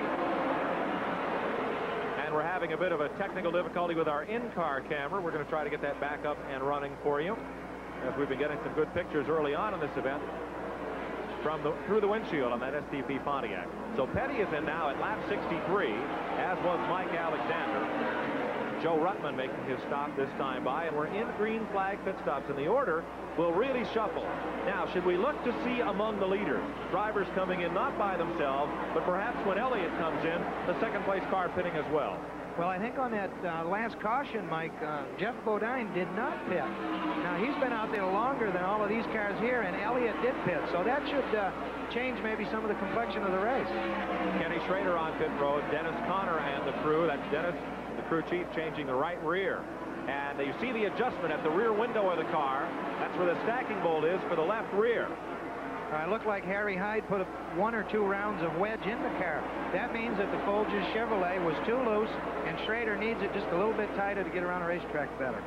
So Schrader with fresh tires on the right side. He pits at lap number 64 of the 200 will run here today. We continue under the green. Green flag pit stop. Bill Elliott still on the circuit, but the Coors crew is ready to go to work. The tires are up on the wall. Elliott may take it one more time around the park before he comes to the pit lane. But Ernie Elliott and crew ready for the race leader. Now, with Schrader having pitted, that will move, of course, Jeff Bodine, the second place car, Mark Martin, the third place car, now in the pits, along with Kyle Petty. So Elliott staying out.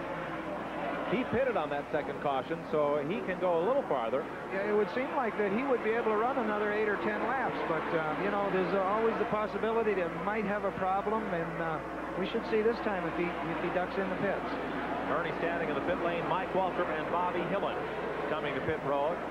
Here is Elliott moving through the corner, down the short straightaway, leading to turn number 3.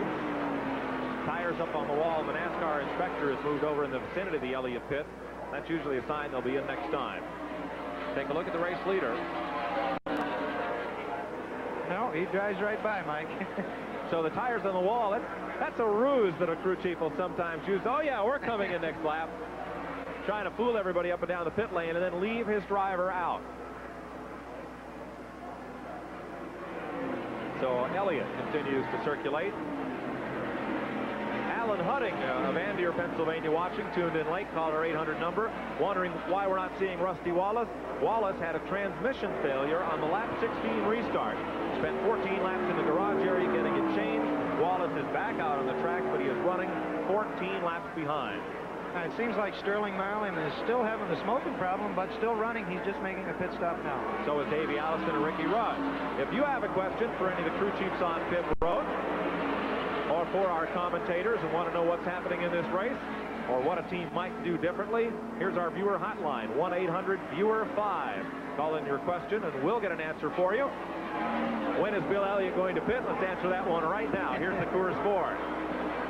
Coming down to the attention of Ernie Elliott and the crew. And Jeff Bodine followed him right down pit road. Here's all right, Elliott into the pits right now. Dan Elliott told me they're going to change only the right side. They're not going to put on 4 tires. I don't see any wedge going in at all. So it's apparently just the gas and the tires on this particular stop for Elliott.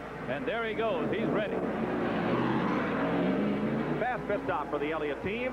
Here's Pat Patterson in the Bodine pit. And Jeff Bodine just came in changing 2 the right side tires, Mike, and he was waving his hand trying to get away, so he did not have as good a stop as he would have liked to have had, but he is down and away. Pat, what do the tires look like that have just come off Jeff Bodine's car?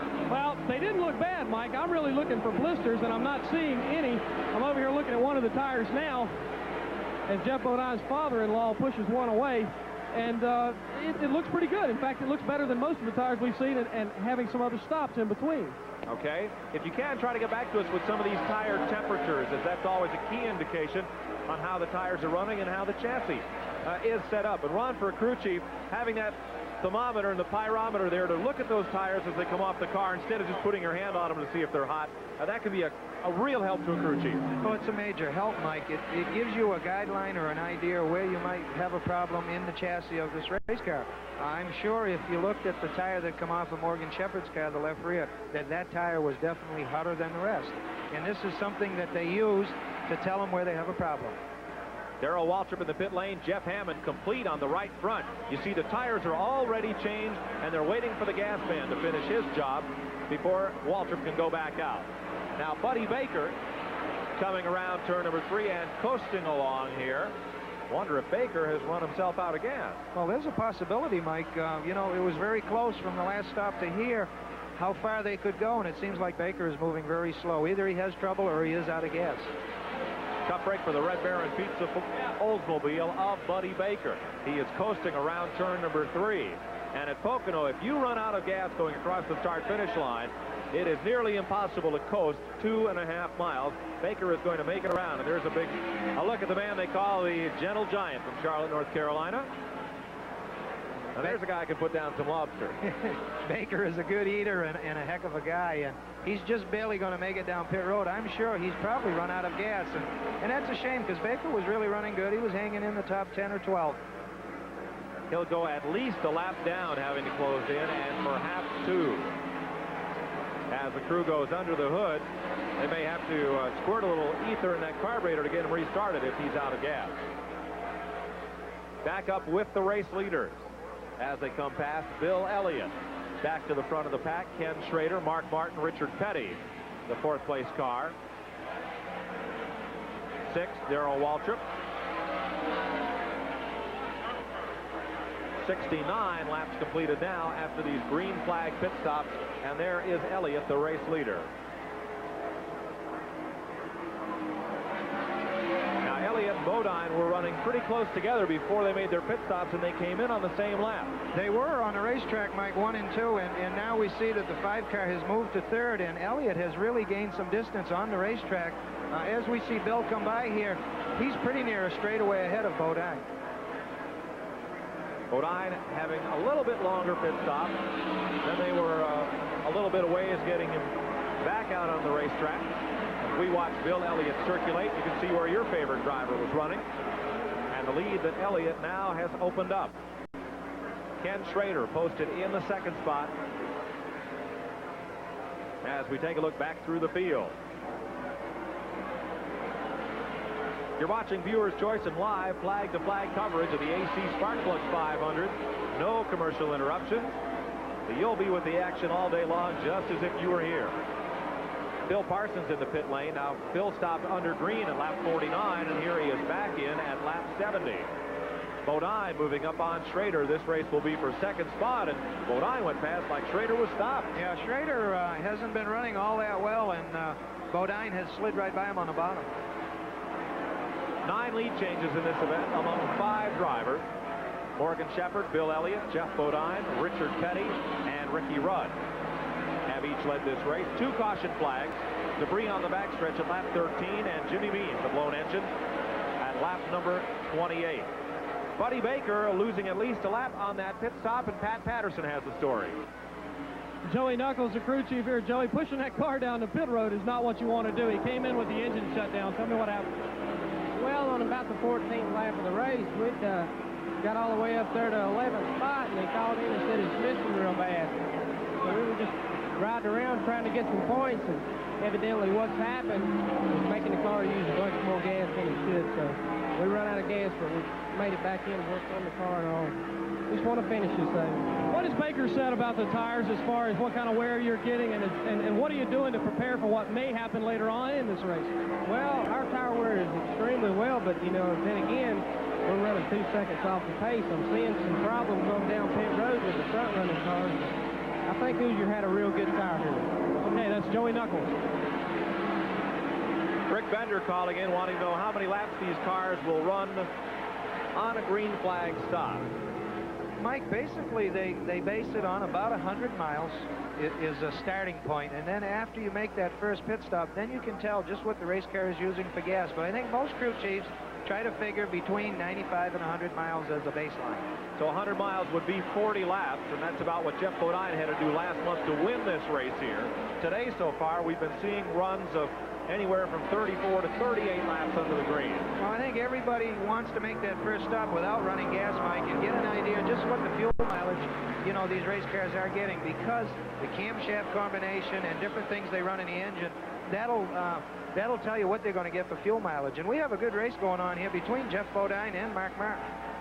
Jeff Bodine trying to move back up to the front of the pack after a pit stop that might have gone a second or two longer than he would have liked. There's Joe Ruttman just ahead of Bodine, Mark Martin, and Kenny Schrader. So Ruttman being carried on the rundown as 1 lap behind the race leader. He's in that slender U Oldsmobile of Bob Clark. Jeff Bodine dispensing with Ruttman's laps car. Bodine, the number 5 car. Mark Martin holding right with him as they head up to the tunnel turn. 2nd and 3rd position. Richard Petty also moving back up a little bit further in the pack. And Martin is tucked right under the bumper of Bodine's car. Hello, Jeffrey. Martin just wanted to let him know, I guess he was there. Getting a snootful of Chevrolet in Martin's Ford. Martin dancing a little bit around there. Now, when you trap the car as tightly as he's following Bodine into that flat 3rd corner, what happened? Well, really, it hurts the car in front. Like Bodine, when Mark Martin got up that close to him, it makes Jeff's car very light in the back, and it seemed to upset that Ford a little bit. He pushed up the racetrack, he turned it down, and got very loose there. Would you do that on purpose? Get up behind somebody and kind of move them around in the air a bit? Not these race drivers. They wouldn't do that, Mike. Not a bit to it, perhaps. They're lapping Derek Cope, Purelator Ford Thunderbird, the Spanaway Washington driver. As Mark Martin he's a real charger. He's a young fella. He's an energetic kid. And boy, he really charges with that race car. He's a bundle of energy. We asked him yesterday if he finds it hard to conserve his race car and hold what he has. Well, if I've got the race car to go to the front, I'm going to the front. I'm not going to sit. No way. I want to lead these races every lap that I possibly can, but I don't want to overextend. But if the car will go there, in my eyes, that's not overextending. If I'm sitting there and I know that it will go to the front and it will lead the race, then it'll do it comfortably. And if it won't do it, then I'm going to have to do the best I can do, get as far forward as I can, and then sit there and I'm stuck there because if I tried any harder, I'd be backing up. In other words, you'll see no stroking from the number 6 car. No, Mark has just told us that, you know, he is going to drive the race car for 500 miles as hard as she'll go. He's the 3rd place car, and here's the race leader, Bill Elliott, working around race traffic. Elliott working past Benny Parsons. And it looks like the Rodney Combs car in a tight pack there as they come off turn number 3. Ernie Irvin also in that pack, the rookie driver. And there Combs ducks to the inside. He's in the AC Buick trying to move on Benny Parsons. They are 1 lap down to race leader Bill Elliott now. Elliott is trying to check out. He's just trying to walk away from the field. And he has told us if the car I'm going to run the car where it's comfortable. And bad news for the rest of the field if being half a lap out front is comfortable for Bill Elliott. Well, you can be sure that Bill Elliott is the type of race driver that Coors Ford right now will go a little bit faster, because Bill does not run as fast as she'll go all day long. He's just running comfortable. And like you said, that just happens to be a half a track ahead of everybody else. 4th of July or 2nd of July in Daytona, the Firecracker 400. And on race morning, Elliott said his car was running horrible. It had been running horrible all weekend. He won the race. He is not a fellow who is want to make boastful predictions about how his car is going to do, or even about how he's running at any given time. No, Mike, he's the type of driver that will never come out and say, you know, this Coors Ford is flying. He always tells you, well, it's pretty good, or we might have a little bit of a chassis problem. We're going to work on it during the race. And those are usually the races that Bill Elliott is very tough in. So Elliott's out in front. Jeff Bodine is the second-place car with 77 laps complete. We've been watching Mark Martin, who's third, Ken Schrader, who's fourth, and look who's popped up here in the fifth spot once again. Richard Petty's been very strong all day long, and, you know, he's been poking around the front there, so I think we're going to see more of Richard before the end of this race. This track has been good to Richard Petty. He's fifth, leading Darrell Waltrip. Has really done well on this speedway. Of course, he holds the record for wins at most of the NASCAR track. From 74 to 84 here at Pocono, Petty led at least a lap in 13 straight races, and that is a record here at Pocono International Raceway. A lot of smoke and a spin at turn 3, top of the straightaway.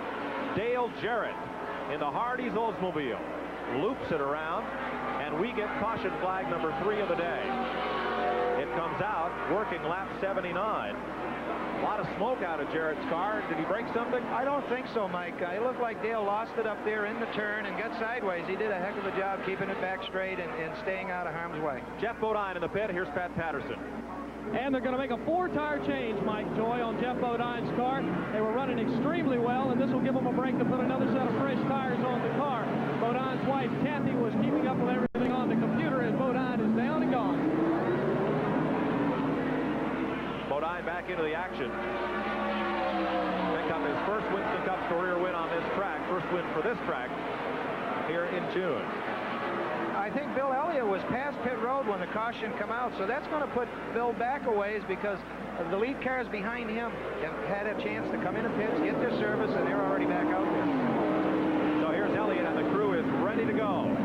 Bob Heiss is there. Elliott's again back in, and they're only changing the, well, no, they are going to go to a 4-tire change. They had only 2 up on the wall a moment ago, but they are going to 4 tires.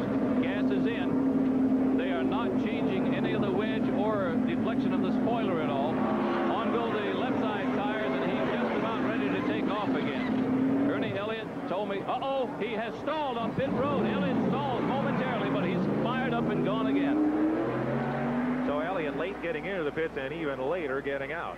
That's one time, Mike, where leading a race was a disadvantage. Let's go to Pat Patterson. This is the tire that just came off of Jeff Bodine's car, and as you see right here, Mike Joy, we've got some rubber that is starting to come off of it, which certainly if you'd have gone another maybe 5 to 10 more laps, it certainly could have developed into a blistering situation. So it just takes a little bit of time to figure out how these tires are going to wear, but this tire certainly had some wear on it. The Hoosier tires being used by all the cars in this event here today. Let's take a look at what brought off the caution flag as Dale Jarrett got loose up in turn number 3. Something happened on his Hardee's Oldsmobile, and that's why we're under this third caution flag of the day. The field going by under yellow. Let's take another look at what brought out this caution. Well, here we have Dale Jarrett coming into view here, and he just got into 3 in the back end of the car, got loose, but he did a good job holding the race car down and not getting up into the traffic, because right behind him you had Jeff Bodine and Mark Martin coming along. So we're under caution, and one of our new viewers to NASCAR racing, Fernando Valdez of Pasadena, California, says, what does caution mean? Well, when they drop the green flag to start this race, the race is 500 miles, and we race until it's finished.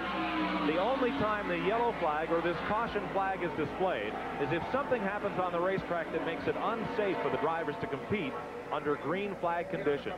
Then they'll wave this caution flag, and all the drivers have to slow down behind the pace car until whatever caused the accident or incident is cleaned up and the track is safe to race on again. So that's when we say we're under the caution, as we are right now. And it looks, Mike, it seems like Sterling Marlin is still smoking, but the car is still running, so maybe it's a problem that's not going to put him out. I'm sure it's hurting the performance of his race car, but he's still out there getting Winston Cup points. Another question, this one from Patty Hung of Corning, New York, wanting to know why Cale Yarborough is not in that Hardee's car today and Dale Jarrett is doing the driving. I think Cale has made a decision to limit his racing schedule to 8 or 10 races or 12, whatever it might be, and he's picked out the speedways. The rest of the speedways that he's not going to compete because of the schedule being 29 or 30, he has Dale Jarrett drive the races that he's not going to. And Jarrett, in the races when Cale competes, Jarrett hops into Hoss Ellington's car, so he gets to run the entire 29-race circuit. So thanks for your question. There's a hurry back BA. That, of course, for Bobby Allison, the number 12 driver of the Miller Buick. We all hope he does. Certainly want to congratulate Bobby on his progress so far and what we hope is a speedy recovery. We're trying to make a speedy recovery here from this caution incident at turn number 3. And off turn number 3 here at Pocono International Raceway, out past the parking lot, stand the unofficial greeters of Pocono International Raceway out on the street leading into the racetrack. Let's meet them. This is the official welcoming committee at Pocono Raceway. Andy Matthews and Al Kloiber. They've been doing it since the track opened. All dressed in their unique attire. It wouldn't be a race without them. Well, crazy idea. Seeing the people out here, nothing to lose. I figure, come on, I pass my time away. I got a bottle, nobody don't go to bar rooms, got a drink, got to smoke. So what am I going to do? I have to have some enjoyment. A lot of people will like it, so... What about the hats? Do you make those and sell them? Yeah, I make them myself. Oh, now and then somebody wants one, I get rid of one. How much you sell them for? Oh, well, the ones with the horns, I get about $55 or $50, and the ones without horns, I usually get $35, $30 for. I understand you once sold one to Paul Newman. I did. Yeah, he enjoyed it. Come on, he said, should charge me more for it. He said, thanks for the hat, thanks for the hat. I said, well, I knew who you were. I said, I would charge $100 for it, not $40. You guys are really a fixture at the racetrack. Oh, we enjoy it. The people enjoy it. That's the main thing. Have you ever been to a race? Never been in the track. Never been in the... Want to? Not interested in it. We have more fun out here than in the track. I'll tell you what, this is a lot of fun, and if you can't beat them, you might as well join them. What if I join in, guys? Oh, yeah.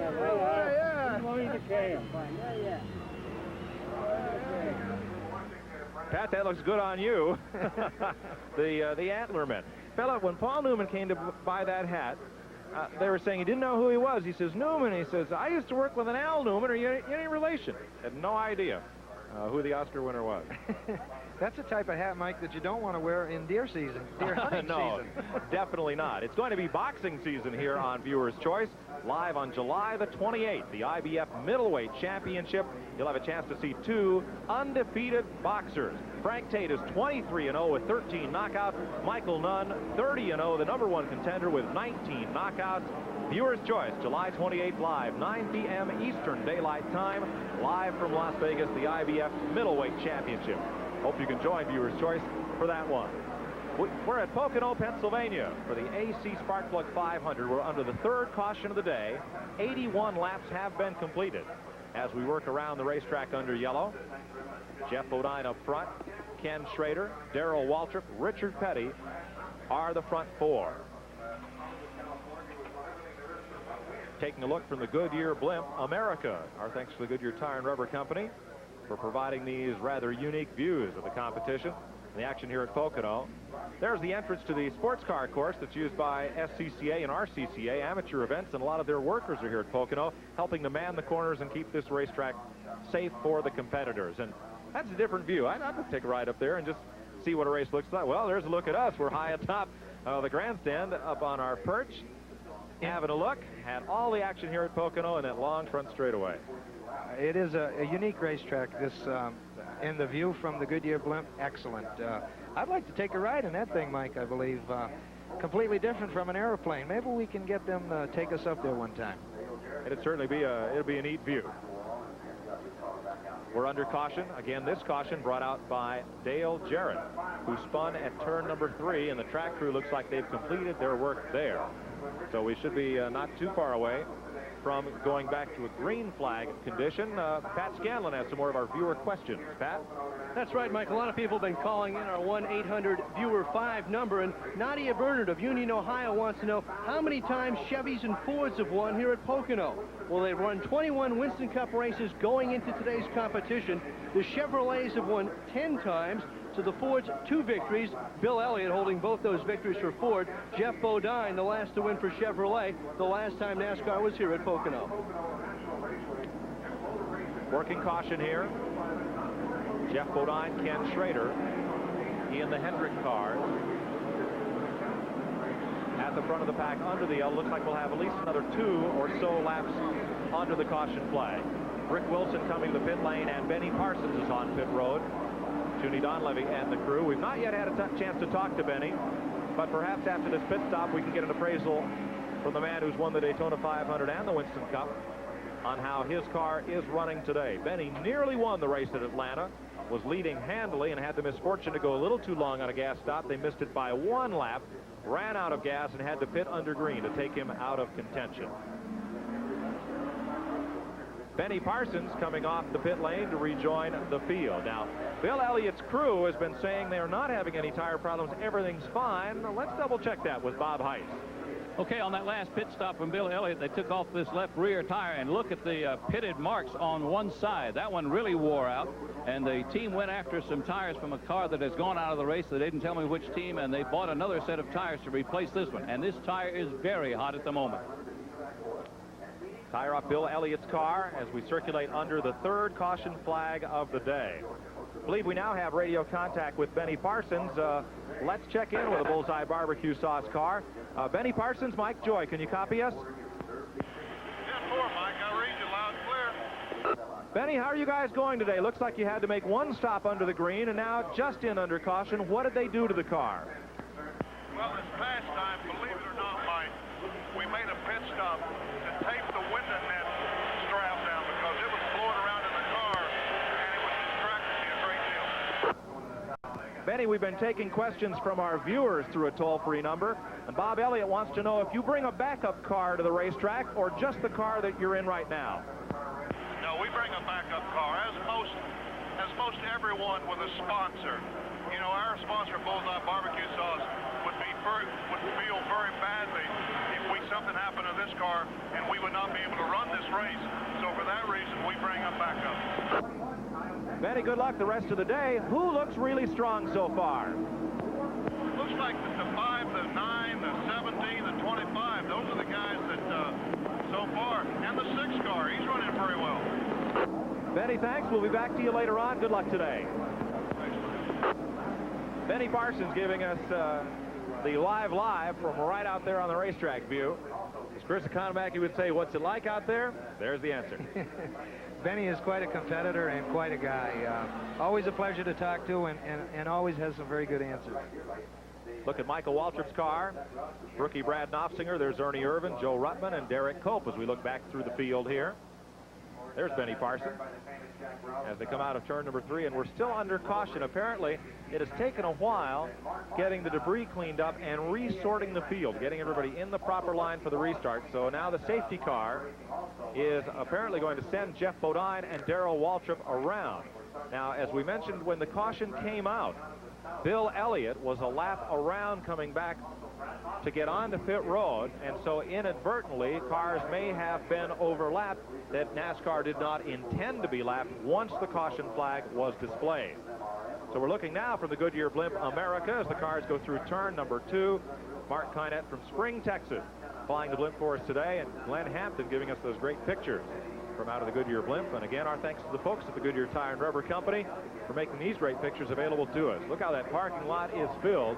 They always say the second race here is the one out of the parking lot after the event. There's Rusty Wallace. He is 14 laps down coming out of the garage area after replacing that transmission.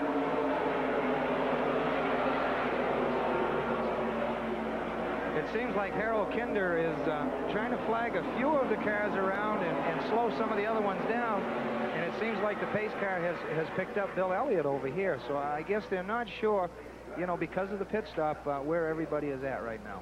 And again, we want to get it sorted out before we put this race back under green. So the cars that are on the lead lap are racing there. So they're getting it set now and moving some cars around behind the safety car.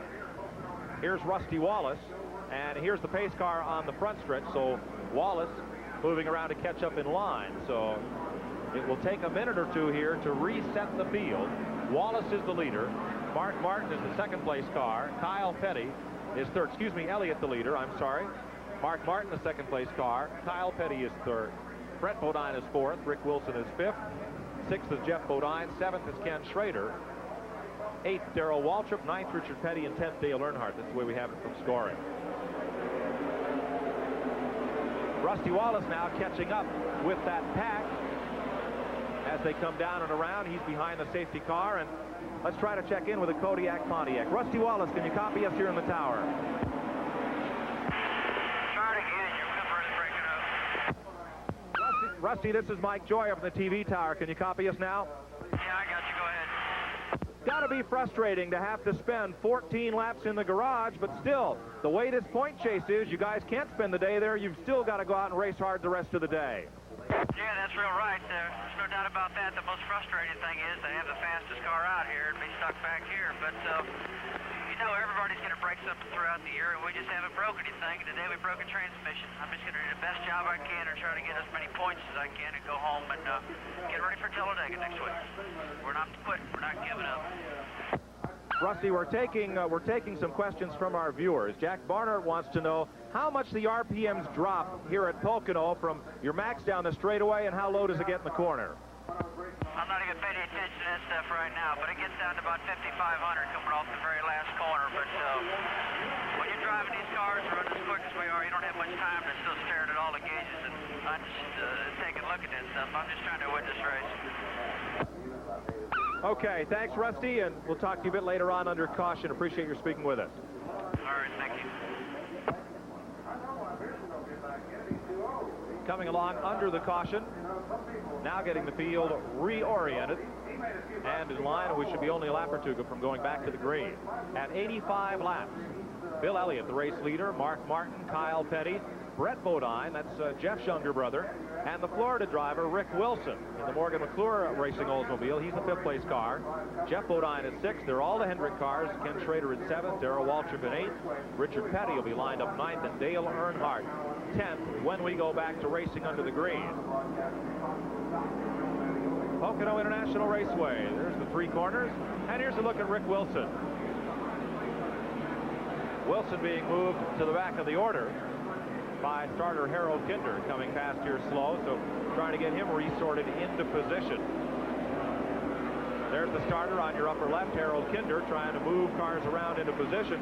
Rod, we more often see this happening on the short tracks, where drivers have a tendency on a caution flag not to know quite who they're racing, what position to get in. Not too often here on the super speedway. Well, normally that's not a problem, Mike.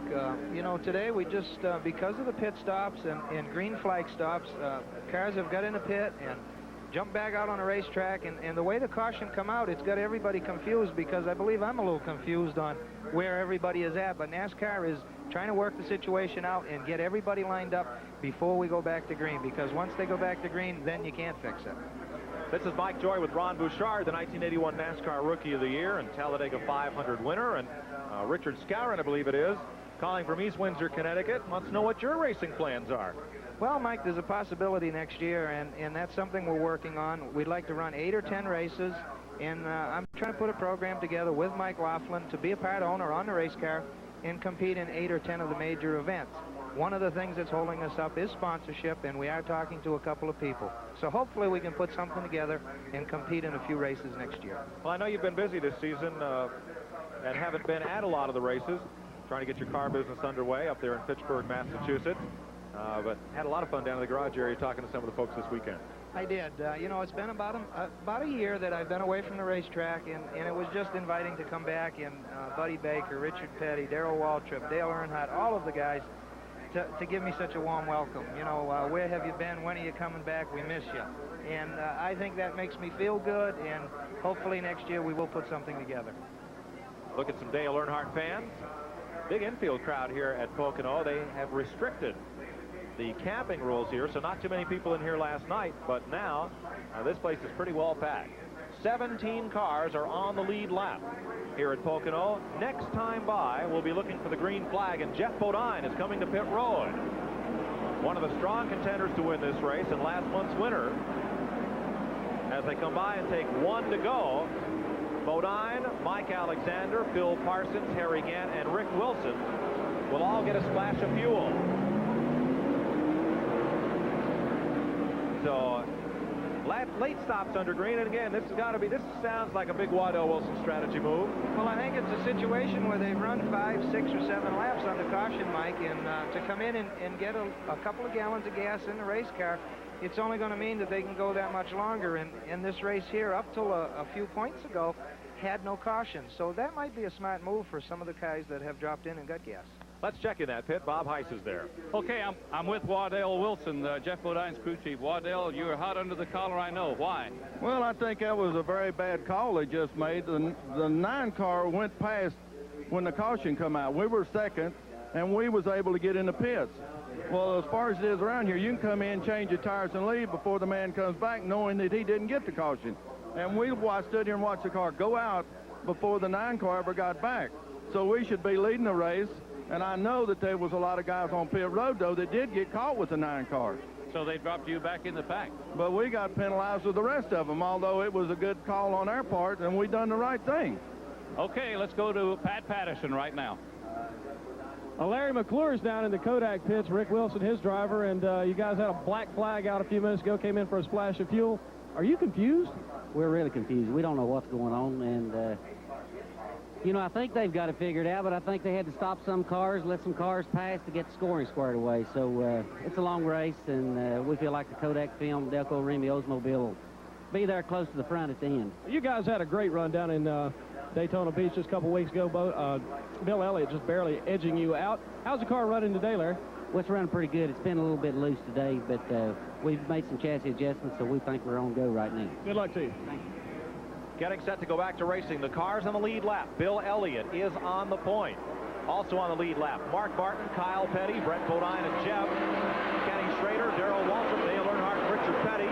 Lake Speed is up there, so is Bill Parsons, Alan Kulwicki, Harry Gant, Ricky Rudd, Sterling Marlin, Davey Allison, and Rick Wilson. They're on the lead lap.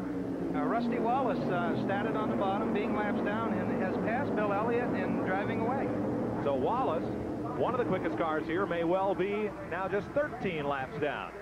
Richard Petty once came from 6 laps behind to win a race at Dover, Delaware. Here's Mark Martin, and he's on the way up, moving up past Terry Labonte, and we're scoring Terry Labonte unofficially as 1 lap behind in the Junior Johnson car. We'll double check that, but Martin now goes up into the 2nd position, and believe Kyle Petty would be the 3rd place car. Out in front, Bill Elliott. After NASCAR reshuffled the order under the caution flag. There's Rusty Wallace in front of the race leader, Bill Elliott. These cars, you can see what a tremendous burst of air they create. That camera they're going past is fixed, and it bobs up and down through the wall of wind from these cars. Jeff Bodine way on the inside, and he overhauls about 8 cars going into that turn 1. Jeff is very strong, and he's trying to get back to the front here, and I'm sure Waddell, after we spoke to him, he didn't feel that they got a fair shake on that deal, so Bodine is driving back to the front. He's in a hurry, and he's taking Lake Speed with him. Report from scoring, Rusty Wallace now 12 laps behind. He's made up 2. Lake Speed, number 83, the former world go-kart champion. Took that experience, parlayed it into a Winston Cup ride, bankrolled his own team with Darrell Derringer as team manager the first year.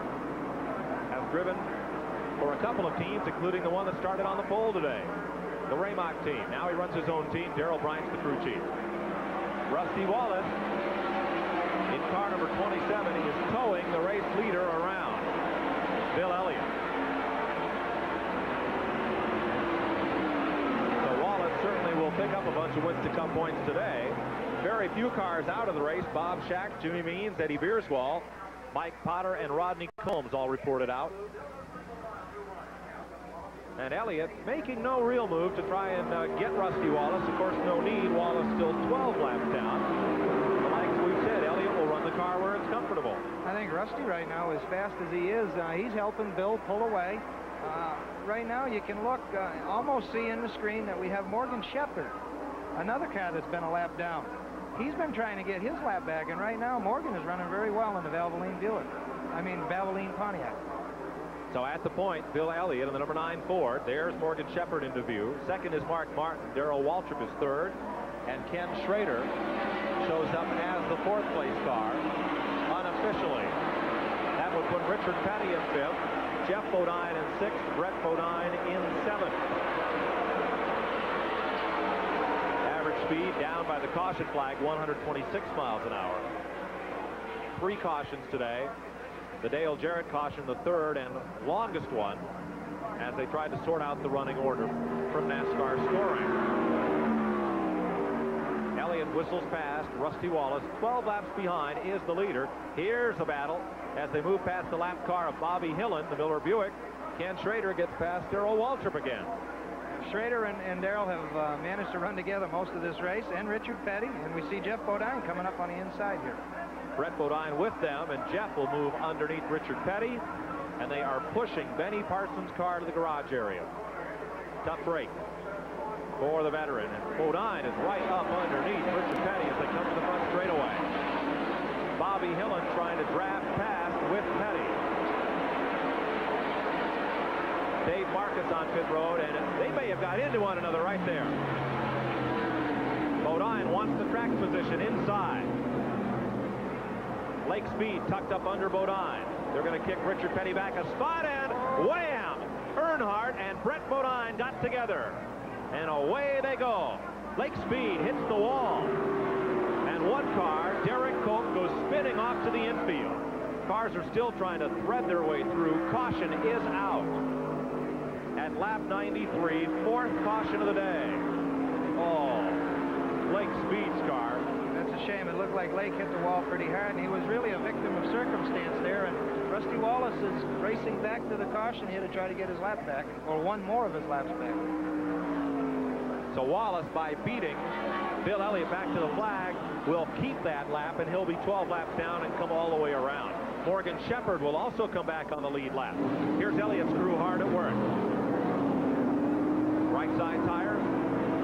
Wipe of the windshield. Bob Heiss is there. Another 4-tire change for the Elliott crew, and they're putting some wedge now in that left rear window. Working hard, just about set and ready to go, and Elliott drops off the jack a little bit. There it is. Finally get it out, and they're gone. The leader back into the race, and he may have surrendered the lead for a lap, as not all the cars came to pit road. There is what's left of Lake Speed and Derek Cope's automobiles. Let's take another look at what happened going into turn number 1. Okay, as we see here, Lake Speed has got under Richard, and they touch a little bit. Right here, Earnhardt gives Brett Bodine a little tap. He runs into the back of Lake Speed, and then they all get tangled together. And then up here, it looks like Richard and Lake get back together, and Lake ends up hitting the wall. Miraculously, Bobby Hillen, the number 8 car you'll see, goes through there unscathed. Watch the 8 car on the right side of the screen. Bodine and Petty were the first cars to bump. They touched a little bit. Here's Lake Speed. Ooh, and around. Richard gets sideways. Brett Bodine is pushed into it by Earnhardt, who was pushed into it by Derek Cope. Wants to chase into the garage after anybody. So what a pile. And cars spinning in every direction. Wow, a tough break. It all started with the just little minute collision. Jeff Bodine on the inside, Richard Petty on the outside, and then Lake Speed got up into Richard, and as a result, we may have 2, 3, or 4 cars out of this race. Let's go to Pat Patterson. I'm with Darrell Bryant, crew chief on the Wins Kmart Oldsmobile. Darrell, did Lake say what happened out there? Yeah, he went down the corner under Petty, and he said Petty just come down right on top of him. He said that's twice today. The first time we did, he come down and he bent the wheel on the car. Now, I guess it's tore it all to pieces. You guys were running good. Yeah, the car's running real well, which I know is close racing, but, you know, you got to give a little bit and take a little bit, too. That's Darrell Bryant. Pat, are they done for the day? Is that their feeling? Yeah, they are. They're done. They're headed to the garage, Mike. Looking at the car, a lot of cosmetic damage and perhaps suspension problems as well. Here's Dale Earnhardt on pit road, and he's got some damage. The right front of that Goodwrench Chevrolet, as David Smith comes around with the jack, and crew chief Kurt Shelmerdine does repairs. Now we're in Richard Petty's pit with Pat Patterson. Well, as you can see, Mike, the tire marks on Richard's left side, as well as some sheet metal damage there on the right. It's not really severe damage, but you can sure tell where they've been pushing and shoving out there. You can see some white on the front left wheel, and they say it's a non-contact sport, but looks like there's some contact going on out there today, gentlemen. So what was just a minor bump down in turn number 1 between first Jeff Bodine and Richard Petty, and then Lake Speed and Richard Petty, that brought out this, the 4th caution of the day. It came out at lap number 93. The Kodiak crew, Barry Dodson and his gang servicing Rusty Wallace. getting him back onto the speedway, now 12 laps in arrears. And Brett Bodine in the Bud Moore car, who was also involved in that accident. Bodine pushed into the back of one of those cars by Dale Earnhardt, who was pushed by Derek Cope. Ronnie, how much brake do you have getting into a corner when all of a sudden things stack up? Well, Mike, what happened there is they were all coming off of the corner, and rather than being under brake, everybody was on the gas. And as a couple of race cars up front touched, they rubbed, they slowed up.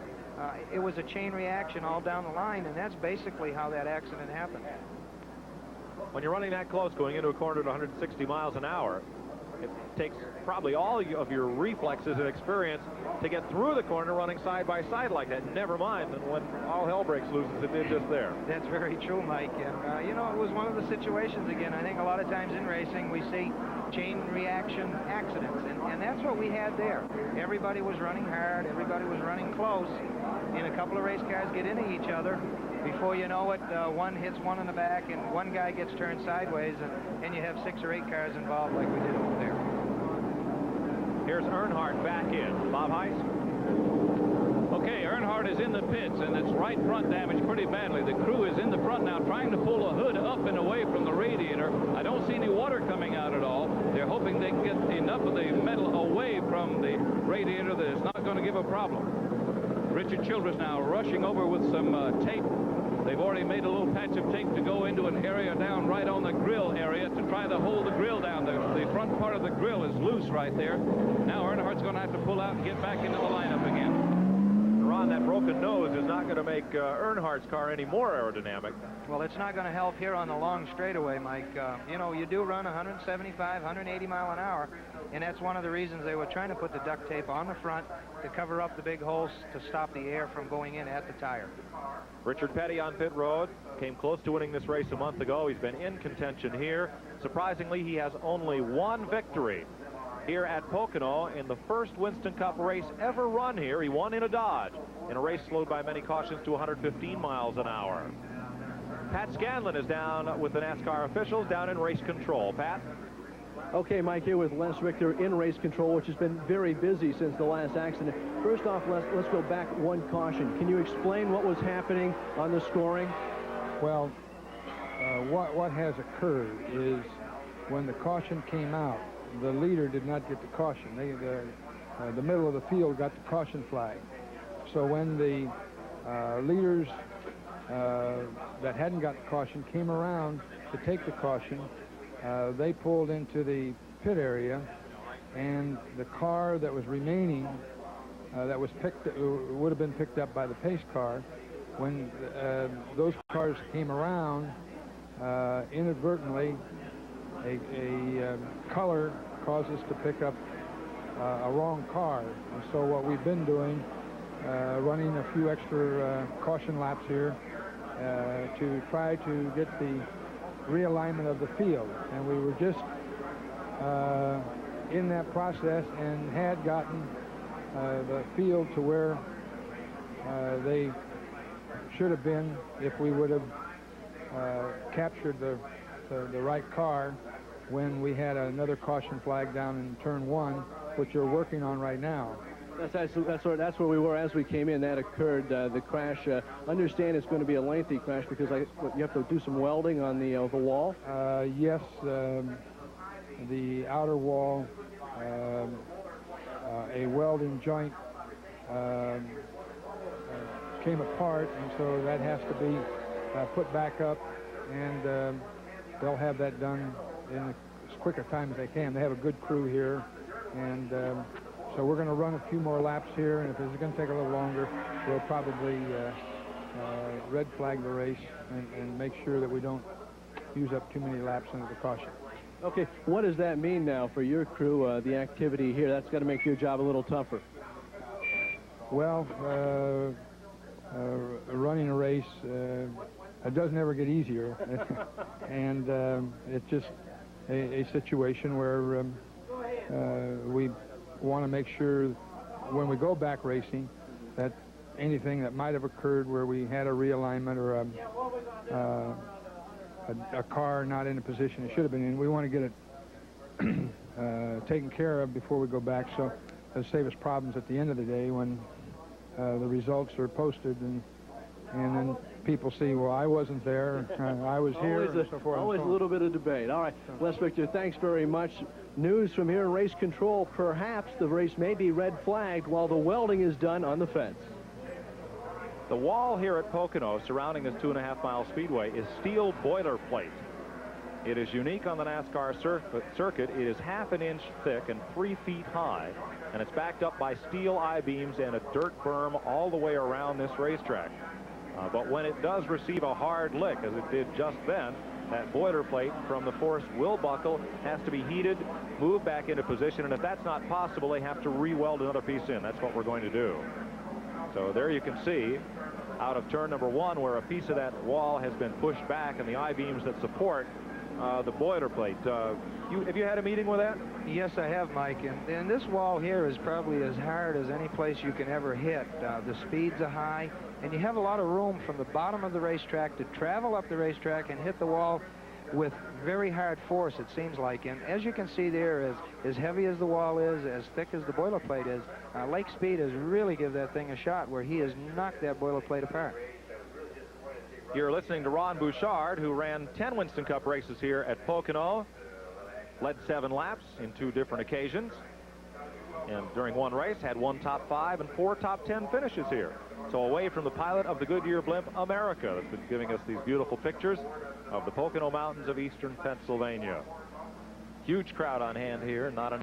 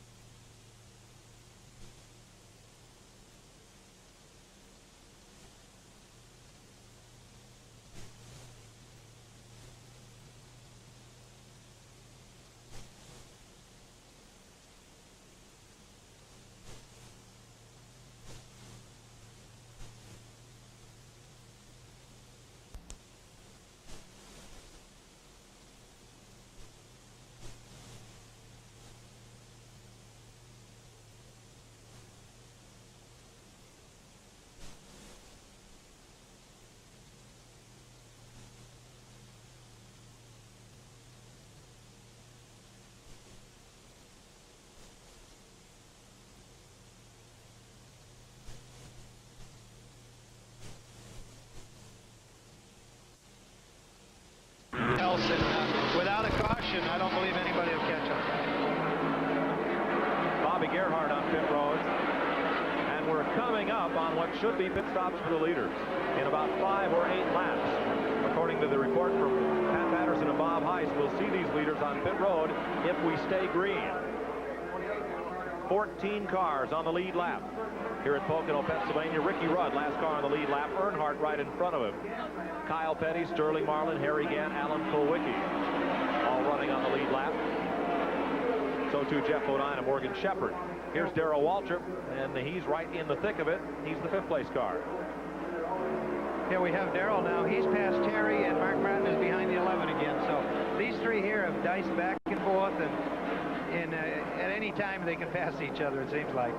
How frustrating is that? You work and work and work to pass a guy, and 5 laps later he's passed you again, and you wonder what you did all that for. Well, sometimes very frustrating.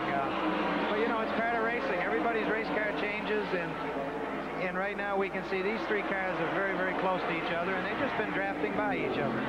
Let's add a car to the lead lap. Rick Wilson in the Kodak car made his pit stop without losing a lap. He's the 15th place machine.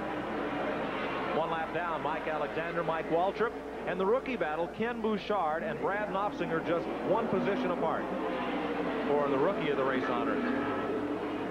Buddy Baker makes a pit stop, puts on 2 tires and takes on gas. You're with the leader, Bill Elliott, trying to win his 2nd race in a row. And Pat Patterson is in his pit. Well, Mike, I think it'd be a miscalculation to say that they're worried in the Elliott pit about Davey catching him. However, this next stop is very, very critical, and both Dan and Ernie Elliott are taking a lot of time trying to figure out exactly which lap, because as you well know, if a caution flag flies when they're sitting here on a green flag stop, this whole thing is reshuffled altogether. Traditionally on the superspeedways, the Fords have not gotten as good gas mileage as the Chevrolet-powered cars, but they've been catching up. Well, they have got a lot closer, Mike, and I think whoever out of the lead cars, the first 3 cars, whatever type pit stop they make, if they come in gas only, they delegate what is going to happen for the rest of the field. If Elliott should come in gas only, everybody else has to do the same. If Bill comes in and change tires, or 2 tires, this will delegate what everybody else has to do to maybe catch this number 9 Coors Ford. Elliott continuing to circulate as we look around and wait for pit activity among the leaders. So Elliott up front, Ken Schrader, Davey Allison, then Darrell Waltrip, the new 4th place car, Terry Labonte in 5th, Mark Martin in 6th, then Jeff Bodine, Morgan Shepherd, Alan Kulwicki, and Harry Gant, the current top 10. Getting down to it here. Going to be 1 more pit stop and then crunch time. Kyle Petty is the first of the lead pack to come on to pit road. Glenn and Leonard Wood and crew servicing the Citgo Ford. And Mike, it looks like gas only for Kyle Petty. The rookies way back have been having quite a battle. As we mentioned, one of them is your brother, and here they are. Brad Knopfsinger in the Sunoco car, rookie of the race twice this season at Talladega and Charlotte. Your younger brother Ken there in the white and red Bob Whitcomb car, still looking for a sponsor, we might as well point out, has been rookie of the race 5 times in a row, and then 3 times more, so 8 times this season. Ernie Irvin is running back behind them. Kenny has been behind Knopfsinger quite a ways. He has managed to catch up, and right now he is right behind him. The Mike Kerr-owned car. Nice story behind the car number on Knopfsinger's machine. It comes from the J.C. Agajanian stable, number 98, as Parnelli Jones drove it to victory at Indy, and a lot of wins for that car number. Kerry Agajanian, J.C.'s son, is part of the Mike Kerr Racing organization, and the Sunoco Buick carries that number. And Brad Knopfsinger, the former CRA California Sprint Car champion, at the wheel in his first season of Winston Cup racing. Ken Bouchard, of course, out of Massachusetts, came up through the NASCAR modified ranks, ran a few Busch Grand National races. Likewise, in his first season, that's why they have that yellow stripe on the back bumper, to point out to the other drivers that they are rookies, but they're running like veterans today, and they're having a whale of a race among themselves. Yes, both of them have run good all day. They both stayed out of trouble, and both cars look very equal right here, Mike. For the last 2 or 3 laps, they have run about the same. Battling for Rookie of the Race and for points in the Champion Sears Rookie of the Year program. Here's Elliott once again. And will they pit him this time? Ernie Elliott is out on pit road with the signboard. Dale Earnhardt is on pit road, the 13th place car. Bobby Gerhart coming in for a final stop in the Omar Landis Chevrolet. Elliott rounding the speedway. There's the Coors Melling pit crew. Elliott has tires up on the wall, Mike. Whether this might be a trick or he might change 2 tires. Well, it takes longer to put in a full tank of gas than it does to change the 2 tires. So this might be the right strategy. He's coming down pit road right now, Mike. Let's go to the Elliott pit. Here comes Awesome Bill from Dawsonville. The race leader is in, and it's going to be a gas-only stop. So the tires on the wall, well, they just wanted to make everybody think about it. The tank is full, and Elliott is gone. And here's a candidate for the peak coolest move of the race. Davey Allison pits right with him. Woo, 7-second pit stop for Bill Elliott. And we have Davey Allison in the pit too, Mike. There's a look at Dan Elliott. Keeping tabs on Davey Allison, and Bill is off pit lane and already getting up to speed. Ken Schrader becomes the leader for the 2nd time today, and there is Elliott back up to race speed, moving past Harry Gant. Davey Allison has completed his service, and Mark Martin is due in next time by. Ricky Rudd still running on the lead lap in the Quaker State Buick. He's all done with pit work.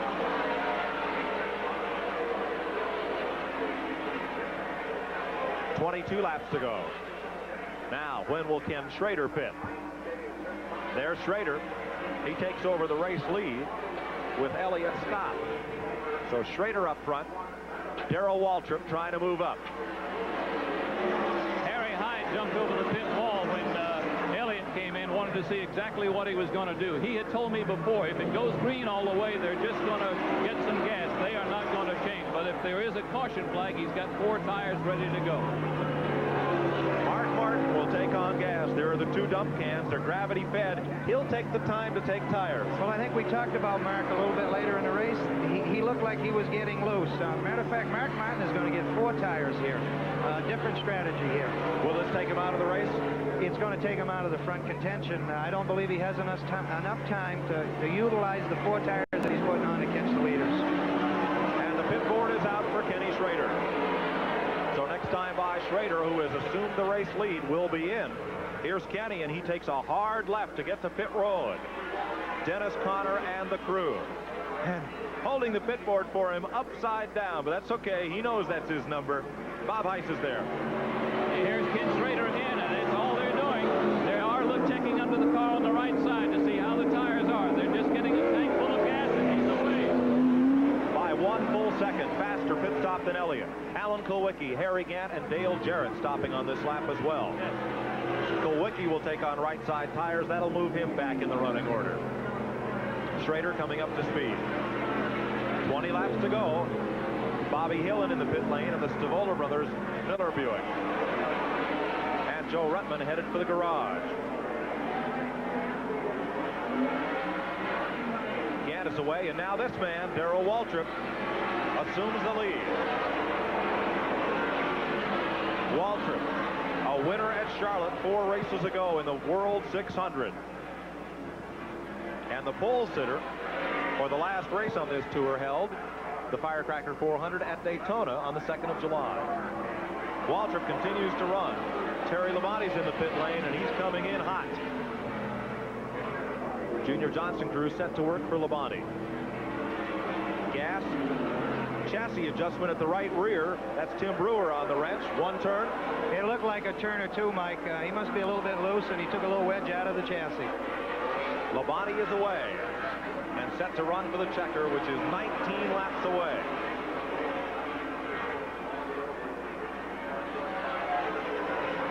We'll go to Bob Heiss on pit road. I'm in the Mark Martin pit, and crew chief Steve Neal, when I went over to talk to him, he waved me off. He didn't want to talk. He doesn't want to say anything about what's happening, so I can get no information on why they changed 4 tires to this one in the race. Well, I'm sure they're pretty dejected, having a chance to win this thing, and now the 4-tire stop, unless we get a caution, will take them out of contention. Yeah, I believe it'll take him out of the first, 6 or 7 spots, Mike. It's going to drop him back in the field. How much ground he can gain with all of the new tires, I'm not sure. There are 2 men in this race that have set NASCAR standards for gas mileage, and they're at the front of the field. Darrell Waltrip with a Randy Dorton engine, and there is his crew. And Jeff Bodine with a Waddell Wilson engine is the 2nd place car. Pole sitter Morgan Shepherd gets his service. Gas from the Bob Rahilly and Butch Mock crew. And Shepherd is back out with 18 laps to run. Right behind him, Mike Waltrip coming into the pits, the second-place finisher here in June. And Mike Beam will put gas in the Waltrip car, and they have tires ready. There's Kyle Petty being passed by Darrell Waltrip. Left side tires going on Mike Waltrip's car. And the pit sign out for Ken Bouchard, who's been battling with Mike Nossinger for leading rookie of the race. But Waltrip is staying out. Jeff Bodine. Bodine on pit road. The second place car, Waddell Wilson bringing him in. This will be fuel. A look at the tires, no more. Jerry Schweitz, the gas man. Away goes Jeff Bodine.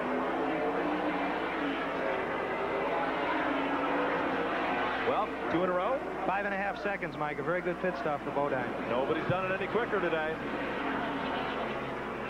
So he gives up his second spot with Waltrip the leader. Now, we saw Jeff Hammond in the tied pits, and now they have come over the wall with the signboard.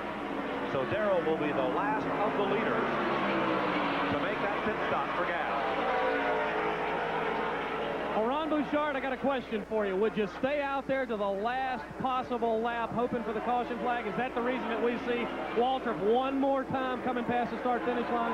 Well, I think Darrell knows that he doesn't have the fastest car at this point here, and that would be the only thing that could save Darrell or make him win this race, and he's going to try to go for a caution.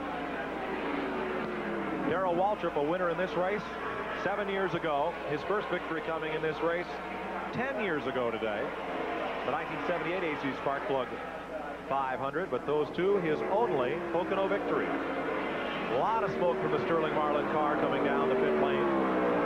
That valve problem has intensified, but Marlin has been moving up in the running order and was posted in 6th position at the time of this pit stop. I think we'll see Darrell this time here, Mike. Everybody is out on pit road, and they know if you run out of gas here, everything you work for all day long could be taken away. So I think we'll see Darrell come down pit road this time by. The bright orange and white Tide box colors coming out of turn number 3, and Waltrip is very low on the racetrack. This will be the crucial pit stop for the former Winston Cup champion, and he was in danger of being overlapped by Elliott. So Waltrip comes in for gas, and he will give up the lead to Bill Elliott right here with 15 laps to go. Pat Patterson. Three-time Winston Cup champion is going to take his crew with him down the pit road as they fill it up. He never actually even stopped the car, Mike Joy. It's not going to be enough, though, as Bill Elliott is taking that lead back again. I don't know how we timed that pit stop. The car never stopped. They just kind of ran along. You can't time it, Mike. Gave it a little drink. So Darrell Waltrip, he got that 1 can of gas, and hopefully that's all he needs. But this man has retaken the lead. Now the green flag pit stops are concluded. Bill Elliott back to the front. And Elliott, the pace he's been on these last few races, not quite a repeat of 1985, that miraculous season that saw him do everything on the superspeedway. But he's won on the short track this year at Bristol. He won at Dover, Delaware, and he won at Daytona 1 race ago. So Elliott trying to put together back-to-back victories. He's 3rd in the Winston Cup points and could possibly take the point lead today.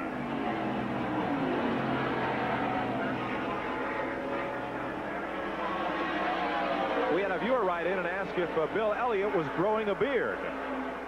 There's a look. Few chin whiskers there, and Elliott said he got a little bit of sunburn and didn't want to aggravate it by shaving. I think he's trying to go for the Don Johnson look. Well, if he likes the look, it may stay there. Who knows? Can't answer that one.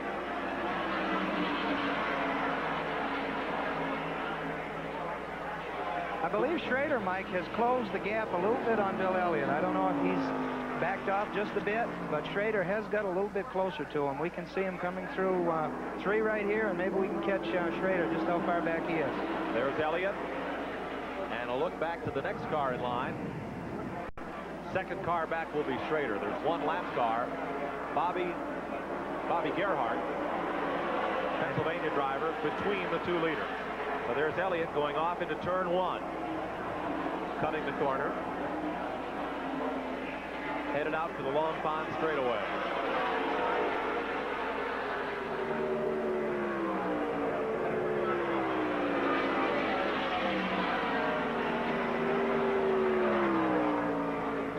13 laps to go.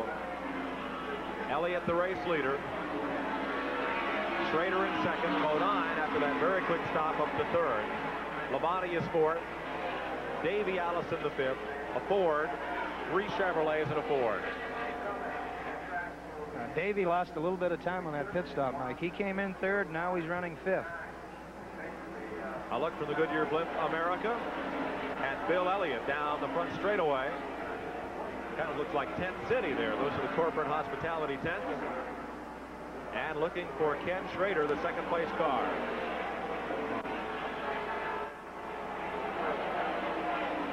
Schrader Chevrolet has had enough to run with just about everybody today. But Elliott, after this last stop, running away. You see how steep the banking is here at turn 1 compared to the other corners on this racetrack.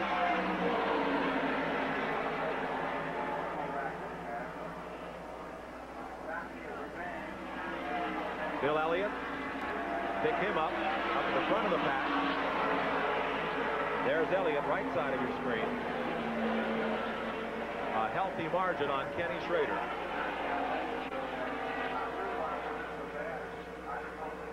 Jeff Bodine is third. In fourth is Terry Labonte. Fifth is Davey Allison. Morgan Shepherd is sixth. Seventh is Darrell Waltrip. Eighth, Alan Kulwicki. Mark Martin, after that tire change, back to ninth. 10th is Harry Gant. Dale Earnhardt moves up into 11th. Ricky Rudd in 12th. Rick Wilson and Sterling Marlin on the lead lap. And right now we have Terry Labonte, who has chased down Jeff Bodine, and we have Davey Allison trying to close on the two of them.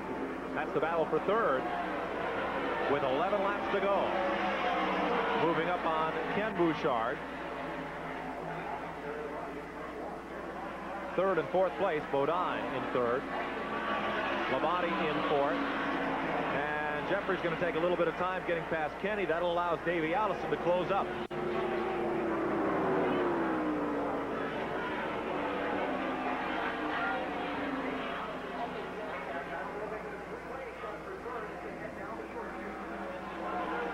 Skip Wade calls up from North Attleboro, Mass. Wants to know how driving the race car, if that's harder work than commentating on one of these races.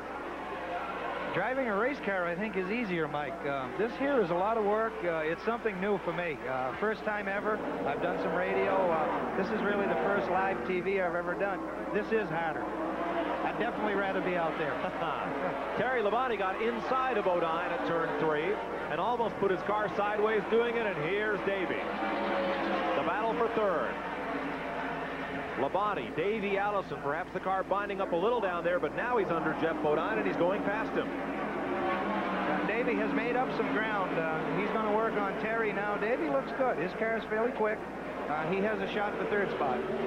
10 laps to go. And Bill Elliott has turned in the key, paid the bill, and checked out on the field.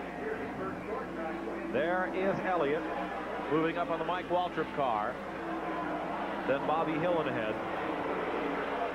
But Elliott is going away, taking the rest of this field to the cleaners. Yes, Bill has a very comfortable lead. With 10 laps to go, you know, bar any problems, it looks like Bill Elliott's race. Kenny Schrader in second, still trying to gain some ground, but he has a lot of distance to make up. The battle for third is still a good one, and we'll be back to that in a moment. But Elliott coming fast. This will be one of the slowest 500s in Pocono history. 121.7 miles an hour is the average speed, thanks to lengthy caution flags. But we've seen some great action up front. Kyle Petty has apparently lost a cylinder of the Wood Brothers car. He's been running at reduced speed, and Elliott will now overlap him a second time. Bill Elliott is looking for his 26th Super Speedway victory. Ken Schrader all alone, trying to pick up that win number 1. He's run 106 NASCAR races, and he's been close, and he is close again today. This season for Schrader, again, he had that pole position at Daytona for the 500 in February, perhaps the most prestigious pole of the year. But Schrader is on his way to what will certainly be his best finish of the season. guys in the win column this year. And here is the race for fourth. Make that third. Third. Terry Labonte looks like he had trouble or something. He's slowed. Labonte is slipping back. Yeah. He's probably having that clutch problem, Mike. That, or perhaps he got worked up high in turn number 1 and took a long time to regain that momentum. Bodine stalking Davey Allison. The two have moved their way up through the pack together after green flag pit stops. Each now has found a drafting partner. 7 laps to go. There they are, Allison, Bodine, and Labonte. Davey dipping to the inside of the racetrack. Trying to break the draft on Jeff Bodine. He just moved to the bottom of the racetrack, and Bodine followed him right to the bottom.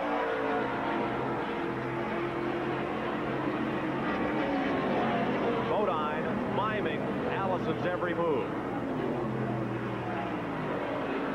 And he's shaken off Bodine at turn 1. Davey seems to get through 1 very, very good. He's opened up and he's done most of his passing right there, and right now he has a little bit of a lead on Jeff. Now Bodine's corner has been turn 3. Over the tunnel turn, no change. We'll see what happens at turn 3. Now, what should Davey Allison's big concern be? Trying to shake off Bodine or trying to catch the front 2? Well, right now, Davey has Ken Schrader ahead of him, but Ken Schrader has an awful margin on him, so Davey's best thing would be to, protect the spot he has, and that's what he's doing. He's trying to get away from Bodine because he really has no chance of catching the 2 leaders right now. At turn 3, Bodine cannot gain any ground. So with 6 laps to go, this is the race for third. Elliott the leader, Schrader is second, Allison third, and Bodine now the 4th place car. Terry Labonte is 5th, 6th is Waldron, 7th is Shepard, Kulwicki up to 8th, and Mark Martin 9th, Harry Earnhardt 11th. 12th is Ricky Rudd, 13th is Rick Wilson, Sterling Marlin is 14th. Those are the cars on the lead lap. 5 laps to go. Next time passed for Bill Elliott. Looking for his 27th career victory. He's won 25 on the speedways and 1 race on the short track this April at Bristol, Tennessee.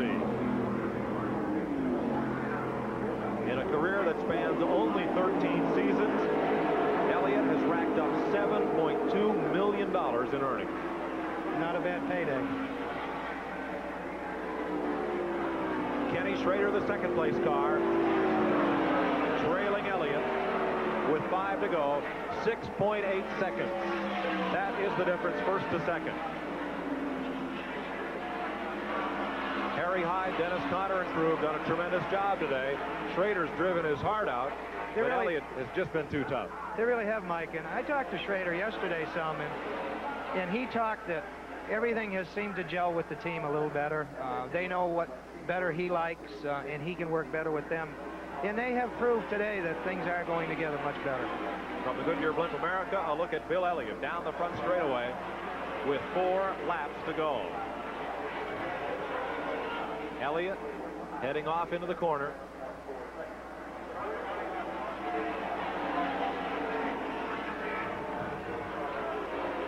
Moving up on one of the slower cars.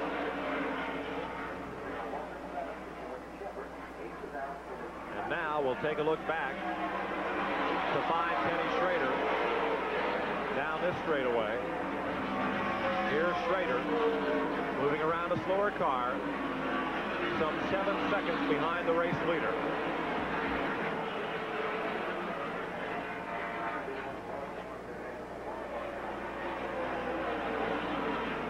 Behind them in third, Davey Allison trying to drive away from Jeff Bodine. Allison going to come up with a super finish here today. And here, across the stripe, Bill Elliott. 3 laps to go. He laps past Sterling Marlin. We have Davey Allison now, Mike. He has opened up a little bit on Jeff Bodine. Quite a bit, for perhaps not enough to catch Kenny Schrader. A look at Davey as he whistles past. 3 to go. The signal from Harold Kinder, the NASCAR chief starter. The interval seems to be about the same between 1st, 2nd, and 3rd. About the same distance, Mike. I am trying to remember Bill Elliott last won a close race. Usually when Bill Elliott wins, they're not very close. He gets everything together, and he's very, very hard to beat. Daytona, I suppose, is the last close one that he won. But usually that car will get out front and it will dominate. Yeah, but that's where he said, Mike, he wasn't running very good. I know. You forgot that. No, in all seriousness, just 3 weeks ago, Bill Elliott beat Rick Wilson by about the width of a bumper. As Wilson really came on strong and ran with Bill those last 30 or 40 laps. But Elliott, when he gets out front and is gone, like he is today, it's an impressive sight, and it's one that just frustrates the other race team. 2 to go. Kenny Schrader, the second-place car, can hold what he has some 7 seconds behind the race leader, and know that he's driven a tremendous race today.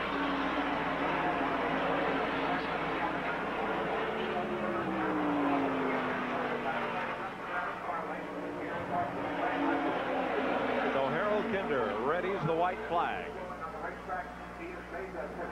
with a red-headed driver from Dawsonville, Georgia. There's his crew. White flag for Bill Elliott. Will follow him around this final time.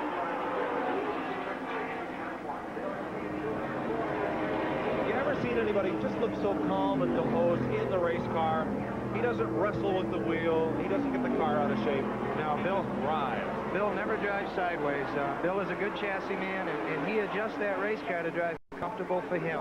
And I think that's one of the things that makes his team so good, that he is such a good chassis man. Kenny Schrader, car number 25, a second-place machine.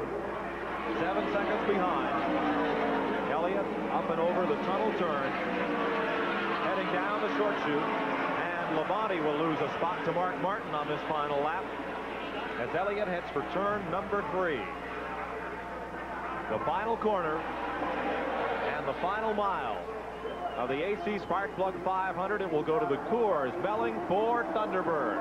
His 27th career Winston Cup victory. Bill Elliott takes the checkered flag.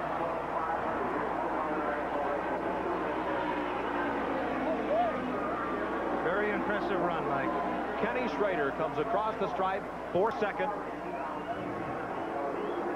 Looking now for third, Davey Allison by some 10 car lengths over Jeff Bodine. Will finish in the third position. Bodine will be the 4th place car. A winner here last month. His second top 5 finish of the season at Pocono Raceway. And there's the victory lap for Bodine. 6th to Darrell Waltrip today. Finishing 7th, Morgan Shepherd. 8th unofficially, Mark Martin.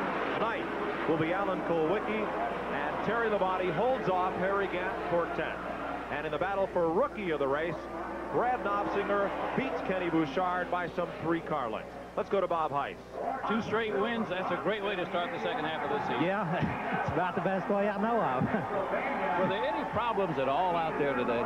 No, really. We had a couple of little problems, but it was only, it was only minor. We had a couple of tire problems, but it was nothing.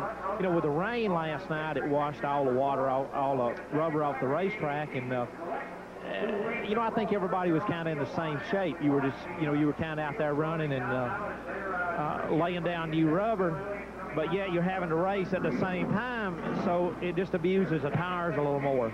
But basically, no problem. It was a kind of a day, too. You had to change a lot of strategy. You had to think about possible rain early in the morning, and then the tire situation.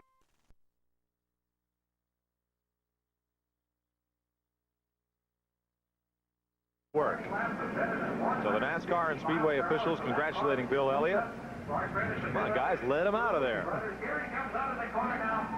Here's our winner, and you've watched Bill Elliott go flag-to-flag coverage of the AC Spark Plug 500.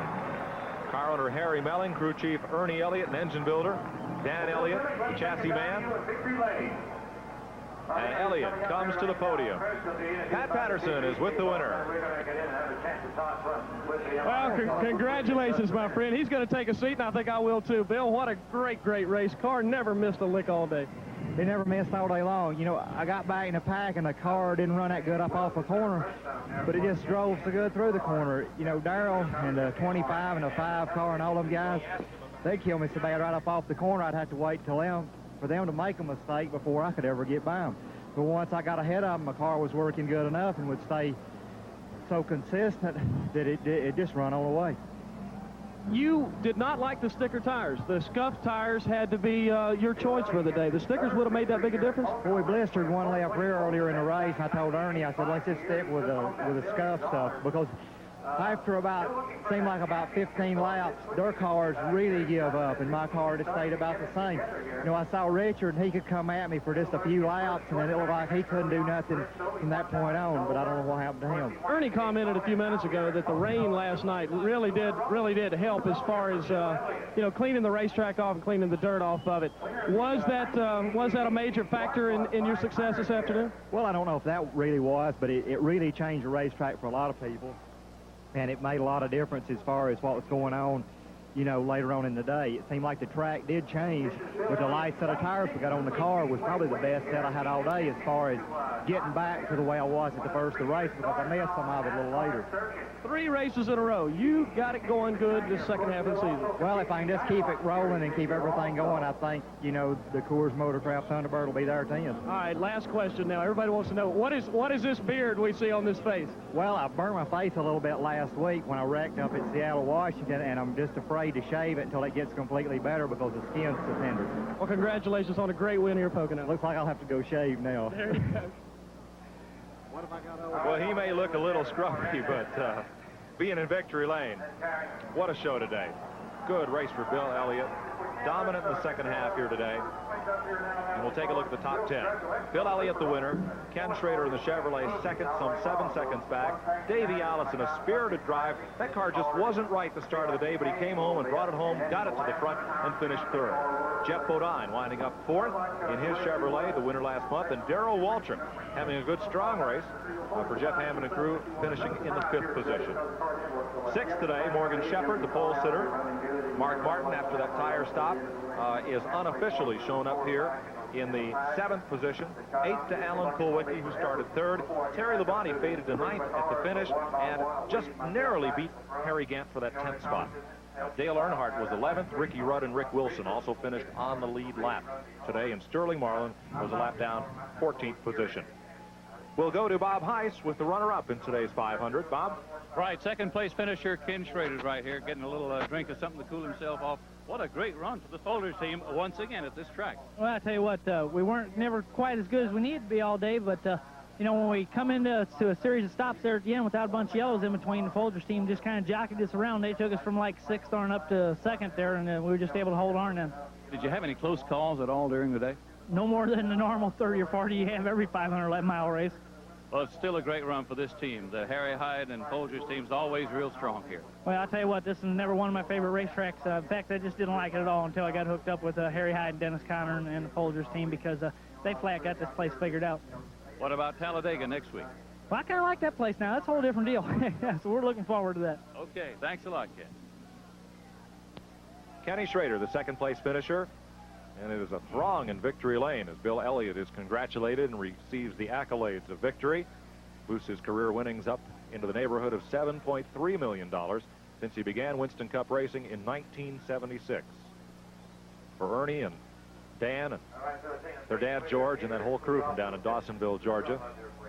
They do things a little bit in secrecy, I would guess, since most of these teams are based in the Carolinas. They're one of a very few teams down in Georgia, and what they learn they kind of keep for themselves, and boy, they have really done well. So Elliott, the race winner. Ron Bouchard, final comment. Well, I think it was a good race, Mike, and I think we see Bill Elliott just what he's made of. Their team works good together. Bill does the rest, and today they were just flawless all day long. Very exciting race, competitive all the way down through the field. Elliott the winner, Schrader 2nd, Davey Allison 3rd. Let's go to Pat Scanlon. And you know, the fans saw a flawless race as well here as Elliott crossed the line. The fans along the grandstands here exploding into applause. All in all, a great day here at Pocono Raceway. And we want to thank the viewers along our Viewers Choice Network for their phone calls. We hope we answered some of your questions and that you enjoyed our flag-to-flag coverage. Mike?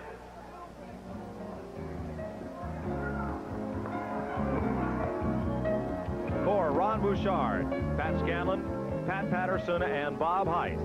This is Mike Joy congratulating Bill Elliott on his 27th career Winston Cup victory in the AC Sparkplug 500. Thanks for being with us.